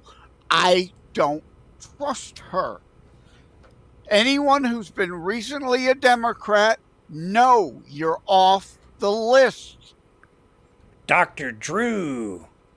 This is his website, drdrew.com. Tulsi Gabbard on WEF Young Global Leaders. The truth about her World Economic Forum ties. Ask Dr. Drew. Well, if anybody's going to know, it'll be Dr. Drew. It says Tulsi Gabbard is a target of conspiracy theories after her photo appeared as a young global leader on the World Economic Forum website. But the real story goes much deeper. Tulsi reveals the truth. Shocking reports link 2020 presidential candidate Tulsi Gabbard to the WEF, a globalist organization founded by Klaus Schwab, and painted her as a controlled opposition agent in service to the New World Order. Despite publicly leaving the Democratic Party in 2022, Tulsi is subjected to constant attacks after her name and photo appeared as a young global leader on the World Economic Forum's website. What's the truth? Quote, I've never gone to any of their events, says Tulsi Gabbard on the November 25th episode of Ask Dr. Drew. I've literally not had anything to do with the World Economic Forum. She's never been invited to Davos, but if she ever was, Tulsi says she'd go and speak the same kind of truth to them as I speak to anyone else, she says, because I think it's important that we not just live within our own echo chambers, but we actually go out and vigorously engage in this marketplace of ideas. Look at my record, she says. I have been talking about and warning against the very things that these people are pushing. So how did the WEF get permission to use Tulsi Gabbard's name and photo on their website? They didn't. I was never asked to join, explains Tulsi. I was never informed by them that they had put my name or picture on their website. The reason why people are concerned about this is actually very important, she continues. I'm glad to just make clear that there is no connection between me and the World Economic Forum. Well, again, she ran for president recently as a Joseph, Democrat. Don't you be contradicting Dr. Drew, man. She ran for president as a Democrat. She knew she was going to go nowhere as a Democrat. Her concern is power. So she left the Democrat Party to position to be a potential as a VP for Trump. Her only in to the power. I just cannot trust her. Yeah, and Lori says that JFK's body was recovered. So I stand corrected, and she would know. Yeah, it's quite true. Divers recovered the bodies of Kennedy, Carolyn, and Lauren from 116 feet of water on July 21st, 1999. Body doubles. Body doubles. Oh, yeah. See, I don't. I If we're gonna let's feed the conspiracy, Rick. They're it was body devils. too It's long fake. ago for me, It's man. fake. I forgot. I literally have forgotten way more than I know. I remember the plane crash. I remember, but I'm Canadian, so it was like over there in the periphery. I remember it all. I felt bad about it. He seemed like there was a bright future ahead of him, and maybe a future president. But America lost a whole lot when they lost John F. Kennedy Jr. And this whole thing about him coming back to be Trump's running mate, I don't know. I don't get why people are so attached to this stuff. But It's going to be Spielberg's Close Encounters of the Third Kind. Alien ship that's had him on it for the last many years are going to land in the desert at that mashed potato structure. He's going to walk out and announce, "Yes, I am Trump's VP pick." Yeah, So, but here's the thing. I'm gonna share something with you that potentially could blow some minds. People do keep sending me this stuff. Like they're relentless. So I've been sent photos. Well, you said Q. Let me just go on the record. When I was targeted by Hillary and Politico on Twitter in 2016, Q and the Q Army rallied around us and fought back. So I have an affinity to some of the Q Army. But again, I am part of no cult. To me, there are some QAnoners that are generally curious and want to know truth. And then there are the QAnutters, as I call them. And it sounds like you've got direct link to the QAnutters. Well, I'll tell you, I've had some people send me photos, right, of what they say are current photos of John F. Kennedy Jr. And they've said, this is him. And so what I've done is I've taken those photos and I've run facial recognition on them to verify whether it's the same person. You want to know what I found out? Wow. I could believe it either way because you could deep fake that easily. So it wouldn't surprise me if you're going to tell me that facial recognition says it's him, because if you're doing a deep fake, you would be using images to indeed age him to have the facial recognition there. Precisely. So yes, some of these did come back positive, but as I looked at them, even though it appears as though he's aged, facial hair, things like that, and some of these photos that came back with a positive facial recognition saying that's a positive ID, like 93% kind of positive ID, and it looks like it's JFK but Jr. but older. That's the way I think that it's being done, is with Photoshop or artificial intelligence to create from archived images new images that make him look older. Yeah. They could take either of us and age us 20 years. And again, because they're using real images to then model an aged version of us, of course, facial recognition would likely say, I think it's them. Yeah. So the thing is, we've heard these stories before. We keep hearing that JFK Jr. is coming back. He's coming back. And then, and there are actually, many occasions, there have been dates when people think that he's going to appear and make an announcement, and groups of people show up, and then it never happens. And so, I don't know, like this time around, these people are saying that he's going to appear and he will be announced as Donald Trump's running mate. Yeah. Well, but if that doesn't happen, will that then finally convince them that he's not alive anymore? Probably Well, not. well, Bond said in the chat, I see AI is not that smart and people shouldn't put too much trust in it.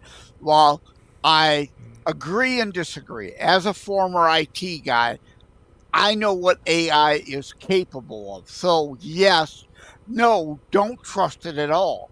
It's a potential threat. Is it that smart?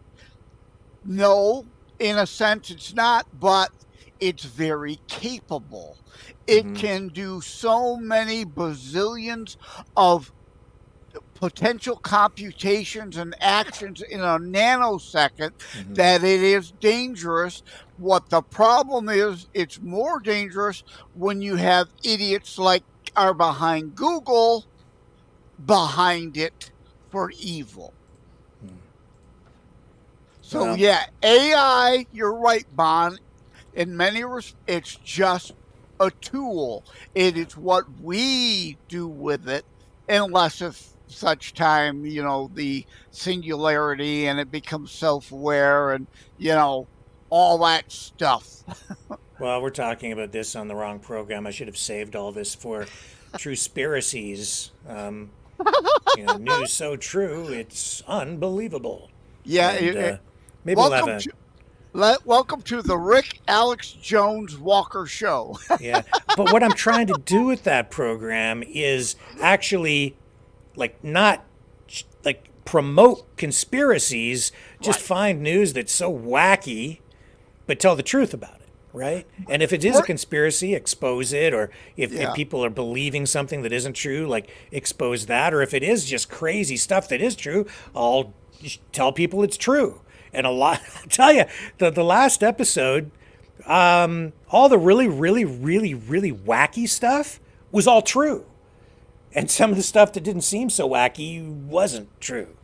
Truth is stranger than fiction. It's like aliens and UFOs. I am conflicted on all that. As a Christian, I recognize the Bible does not say in Genesis, and God created life on earth, and only on earth created life he. It doesn't say that. Angels existed before God created the earth and our solar system. By definition, other life existed before us then. By definition, they were not of our planet. They are extraterrestrial. So could they exist? Yes. Do I, in a way, hope they exist? Yes. Do I believe all of this nonsense, pro and con? No.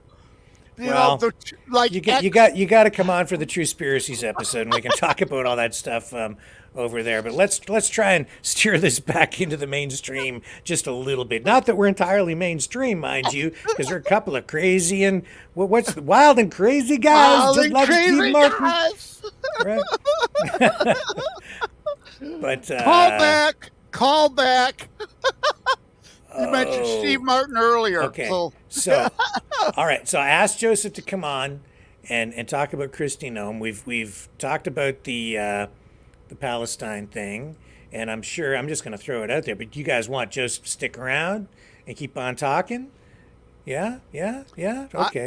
I can hang around a little while more. Yep. Yeah. Okay. Cool. So, and we'll have to get ready to do Lori's show after as well, because she's got a special guest on tonight. Oh, I can't remember who the guest is, and I haven't had time to prepare. I can't remember. Anyway, it's going to be a good show. Strange Bedfellows at 9 p.m. tonight. But anyway, just let you guys know. I've got a Twatter X space that I've got to go into at 8:30. So yeah, well, we're going to probably wrap up about 8:30. So we've got okay. So that's cool.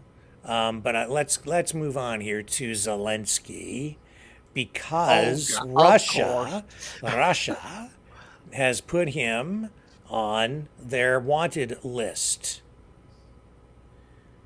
So, which generally you don't directly target the leader of another nation. I've never quite understood and figured that out. Part of me understands why that's militaristically stupid. You might martyr them and rally their people as they've been martyred. So that I think is in general military pun intended, why you don't do those sorts of things. The military code of conduct, there's some sense and reason behind that. But I mean, I don't know, Joseph. Like it seems it's like it's getting to be routine because there are other leaders that they want arrested right now too. Well, I was going to go into Netanyahu and Yeah. all the leaders in Israel, and Well- now they want Zelensky, and actually Vladimir Putin is wanted by the ICC, and who else is wanted by the ICC? Oh, George Bush. Like I don't know where it ends, right? But Well- like they're all wanted. For potential war crimes, that's a other thing, and have an actual trial than targeting for assassination. Yeah, so here it is, ABC. Russia puts Ukrainian President Zelensky on its wanted list. This is being reported widely. This is actually an Associated Press version of the story shared through ABC's website. So they put Vladimir Zelensky on its wanted list. Russia's state media reported today. He's wanted on unspecified criminal charges, along with Ukraine's ground forces commander, General Alexander Pavlyuk. Not clarifying the allegations against any of these men, but they want them. If I were either of them, I would not want to fall into Russian hands, given what's going on over there. They have laws over in Russia criminalizing the rehabilitation of Nazism. That includes punishing the desecration of war memorials. So I'm sure that if they got a hold of Zelensky, they would throw their book at him for sure. Yeah, that's that whole we're denazifying rhetoric, one of the umpteen million excuses thrown at the wall like spaghetti to see what sticks, right? If Putin wants to denazify somewhere, invade California. There's still more neo-Nazis there, I will say it over and over, than there are in Ukraine. Yeah, there's Lori saying that it's Kenneth Jefferson. That's right. Thank you, Lori. He's a filmmaker. His movie, I guess we'll be talking a bit about that, is Fatal Error. And I think we're going to get into issues like racism and intolerance and the challenges facing the black community, black population in America because of politics and changes in culture and religion and family values and things like that. So I think that's what his whole focus is. Let's go back to the Zelensky thing. Sure. You want to talk about supporting Nazism? Let's go there. Russia and China supporting Iran, which is behind Hamas and Hezbollah, who literally want to recreate the concentration camps.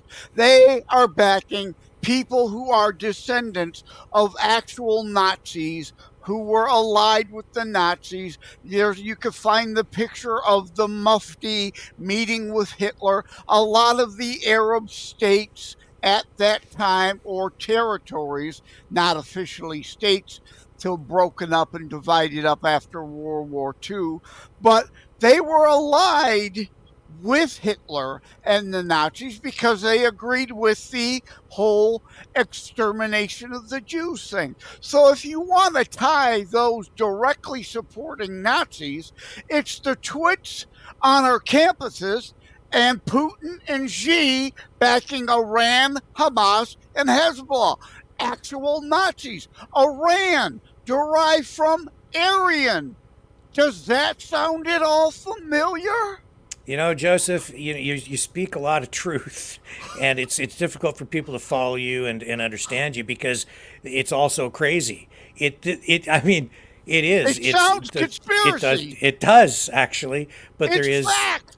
It's Yeah, fact. and it's because these Arab nations like Iran, they've adopted. Well, they are Islamo-fascistic. They've merged Islamic culture, ideology, religion with authoritarian statism, Yep. nationalism. The So- jihadist version of Islam is Islamo-fascist, absolutely. And again, it's also true, dealing in history here. Yes, the U.S. and Iran when the Shah was in charge, and yes, we helped bring him to power, and the Iranians experienced freedom. You could see the pictures in the 70s of the women on their beaches in bikinis. We supported them as a more secular society, and of course, now that the Islamo-fascist revolution Well- overthrew them, Russia and China are their allies. How would you respond to people who say that the United States was an imperialist power that was propping up the regime in Iran that was pro-American prior to its falling and the Ayatollahs taking over? We were. Yeah, absolutely. We were. At least you're honest. What, Yeah. what do you expect? I just said that. We were allied with the Shah. We helped put him in power. We helped try to keep him in power. Not because of the Cold War in part and geopolitical alliances of that nature, as well as aren't we supposed to be the freedom-loving people and wanting them to have their own freedom of choices there, unlike no choices under the Islamo fascism they have today? So, yes. Did we? Yes. I don't come here to lie and spin. Very interesting stuff. How do you feel? What is your feeling personally on Nazism? We defeated it. We defeated the nation that most represented it, but it's tough to defeat an ideology entirely. It's never going to be fully wiped out. But being of German descent and German family that escaped World War I, still then had family there in World War II. None of them were Nazis. I've said this over and over again. I oppose all left-wingism governments. Fascism, Nazism, communism, socialism, monarchy. I oppose all those leftist ideologies, full stop, period. I support Israel. Okay, so a lot of people would put Nazism, fascism on the right side of the political spectrum. I don't do that either. Let me debunk that. That's a left-wing talking point. Part of the distortion, distraction, deflection. What is Nazism, fascism? It is full top-down government control. That's leftist. On the right side of the spectrum, the farthest right is anarchy. And I've written on this several times because Antifa calls himself Antifa is false flagish to disguise that they are the fascists because they use anarchist tactics normally associated with anarchists does not make them anarchists. They use that tactic to try to tear down the West so they can bring in a left-wing full fascist government. Total control. I'm just interested, and I don't mean to put you on the spot because I didn't tell you we were going to talk about this, and this is so it might be difficult to give me a finely crafted answer here, but how do you define Nazism? Or do you need time to think about it? Again, I mean, 'cause it's kind of a complex question. Actually, it might seem simple, but there's more to it than the Steven Spielberg or Hogan's Heroes cliched guy in a suit, in a Nazi uniform. Again, and I might get myself in trouble because I'm willing to play the what ifs and the both sides I don't want you to get yourself into trouble because I've asked you a question out of the blue, and it's this is a minefield, right? So I don't want to sabotage you here, sir. I'm just trying to help clarify things for the public. I want to answer it, but let me answer it in this way. Let's just put ourselves in 1930s again, right? We've got to look at what they were. Now, there was Mussolini El Duce fascism, there was German fascism, there was Franco fascism. So they alone can't agree necessarily totally on what fascism or Nazism is. It comes in different flavors, just like communism, actually, and socialism. It's like, yes. Yeah. If you were to poll the people in Germany in the 1930s, and again, it's estimated that only 7% of Germans were actual Nazis. Look how that turned out. The same argument about Islamofascism. We're not talking about all Muslims. If only 10% of the how many billion Muslims are actually Islamofascists, that's a problem. Okay, but they would have defined it differently. They wouldn't have given you the same answer in 1930s Germany. It was different things to different people. Well, and in the 1930s, people did not have the benefit of hindsight, right? So they're getting trapped in crazy ideas that they'd never maybe been exposed to in that way before.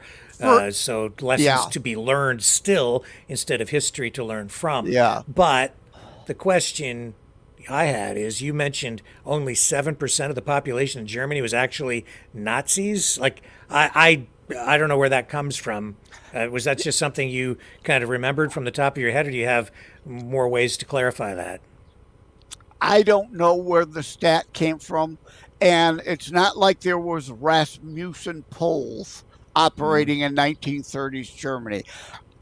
Huge crowds out for those rallies, like are all those people Nazis, like they're supporting Hitler, but I mean, but a lot mass of them, mob mentality. It's like people being led around by the nose. A lot of them were probably just happy Hitler had the trains running on time, right? Hey, it was a good life. It was like the Roaring 20s in the U.S. for a while in Germany 30s. A lot of people got caught up that were not of the let's slaughter all the Jews mentality. But look what's going on right now, Joseph, and I mean, you can comment on this, but I'm alarmed because I see people that a couple of years ago would never have said the kinds of things that they're saying right now. And they've like changed, or maybe, I don't know if it's because they always had these thoughts inside and now they seem to feel like they have permission to let it out, or if there's some psychosis going on where they're following the mob, like they're part of the mob mentality, kind of like what we saw during the pandemic when people were turning on their neighbors and screaming at people because they didn't have a mask on. And it's like just crazy stuff. Like they've all gone nuts. And I just see all this bigotry and hatred and division and prejudice and anti-Jew talk and like, you're a Zionist, which means, you know what it really means. Like, so are those people Nazis, or are they being manipulated psychologically? And if they, like, what point do you start to lay blame? Like these young guys I showed earlier tonight, harassing, intimidating, bullying that Jewish student who was just trying to get onto campus, and they're threatening to beat him up. And like, like those guys, that even if they are just psychologically manipulated, like they've got a serious freaking problem. Okay? And that's unacceptable. We need to stop that. But at what point do you start to, this is a difficult question. Where do you start to lay blame? Where do you begin to forgive people? What constitutes somebody being an actual Nazi? Do you have to put the uniform on with the swastika, or is it what's in your heart, or is it how you feel, what you think, how do you classify someone when you don't even really know what's in their minds, unless it's Minority Report time and we start to read people's minds and have pre-crimes and judge people based on, I don't know, what they've said online or social media, and you see what I'm saying? Yeah. Well, I tried to separate again. Try to put yourself in that time, and it was different. Like you said, we all have the hindsight perspective now. And Nazism today is pretty much clear anti-Semitic. We want to kill all Jews. I mean, the bottom line comes to that, usually. So they're supporting that. They're supporting that. Here's what I want to clarify with you, right?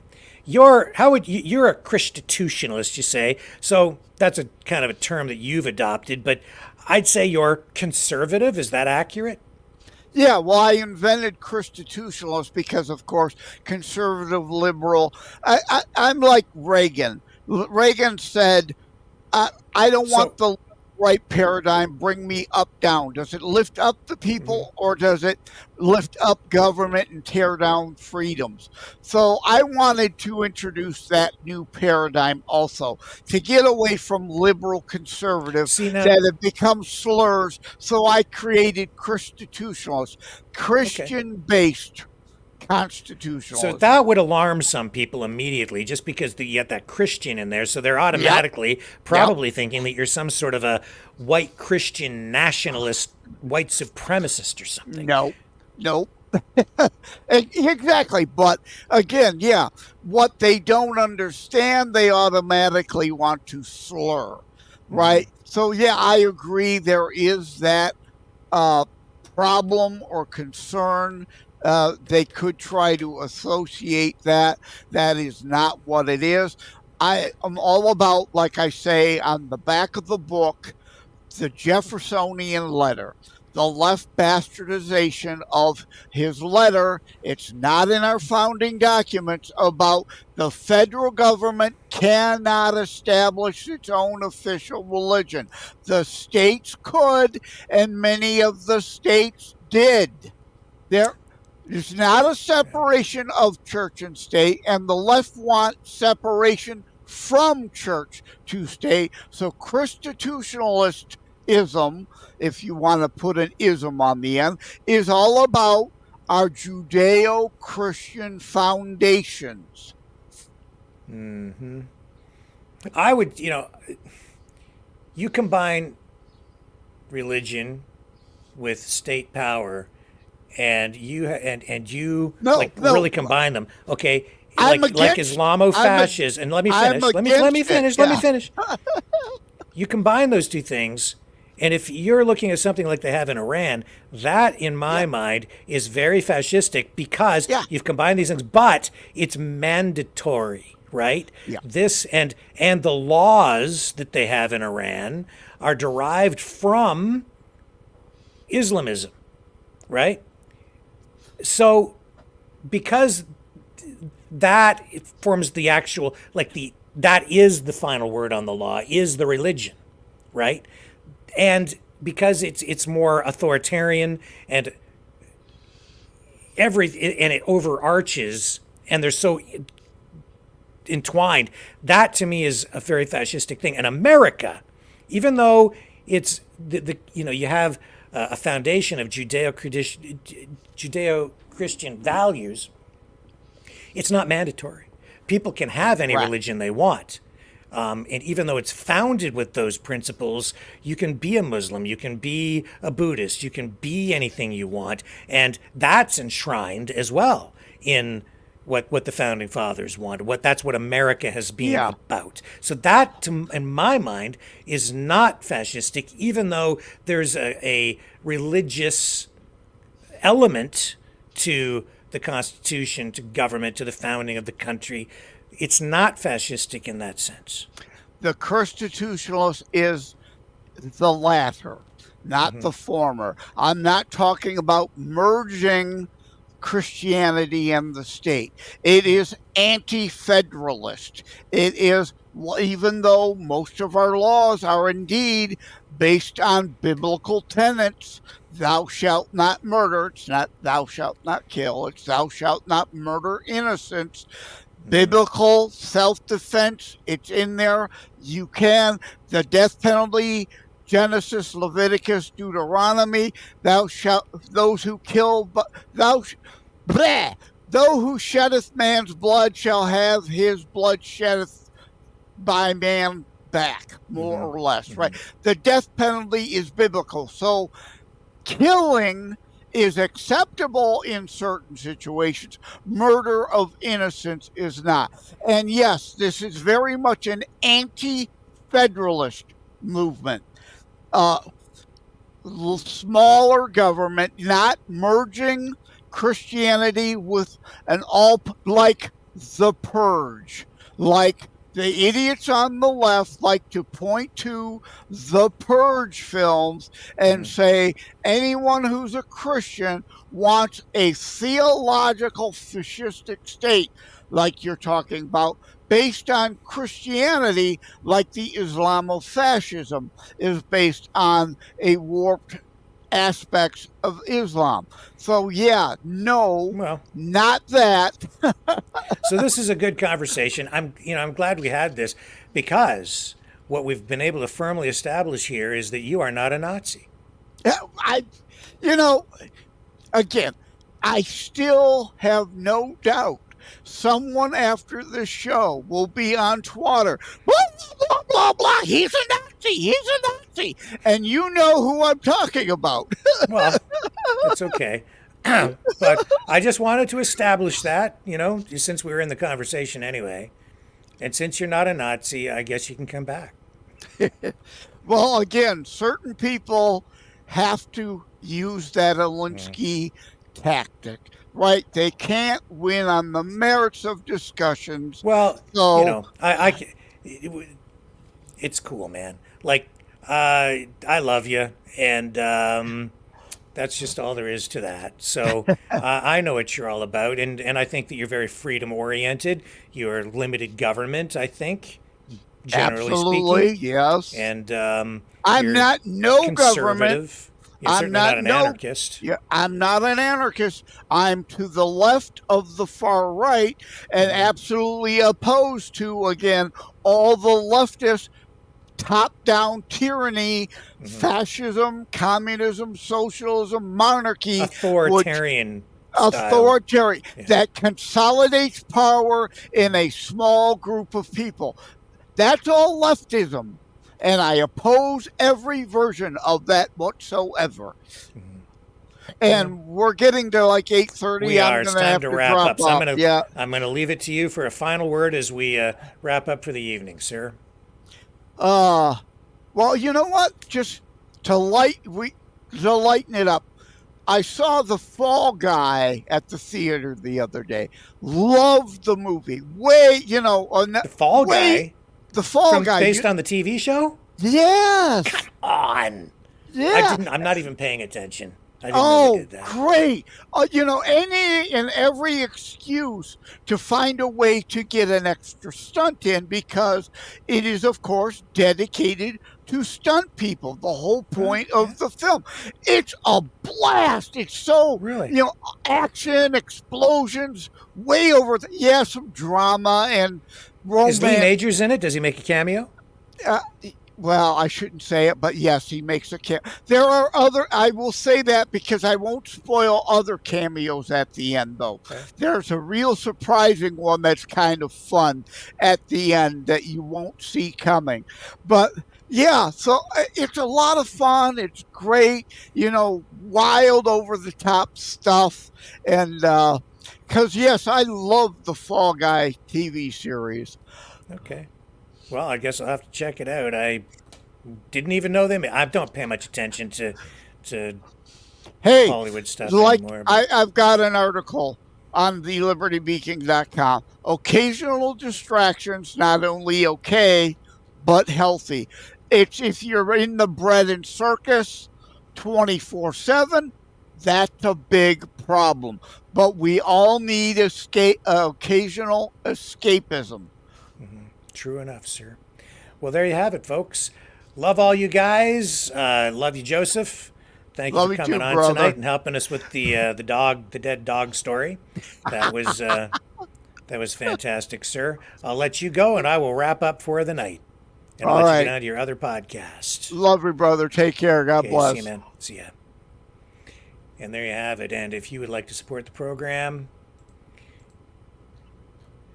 she woke up this morning. Her dog was dead. She went and shot him right in the head. She's Kristen Nome. Sorry, I had to do it. It was just terrible. Oh my goodness. I'll be back tomorrow night, guys. If you want to support the show, you can do that by donating at maverickdonations.com or over at freedomreporters.com. I did receive a couple of donations in the last week, and I am so appreciative, and I need to get around to sending out my thank you emails. I'll be doing that hopefully in the next day or two. I'm just so darn busy. It's hard to keep up. So I'll just say thank you right here. More helpful than you can possibly know. Really, really, really helpful. So thank you, thank you, thank you. And you can support the channel at freedomreporters.com, folks. And make sure you like, share, subscribe. Hit the notification bell if you subscribe over on YouTube. And yeah, please take a look over there at our Rumble channels. And subscribe over there too, because that's the free speech platform. And we ain't going to get banned over there as we have been on Facebook. That being said, I will be back tomorrow night. Same time, same channel. Maverick News Channel. Catch y'all on the flip side.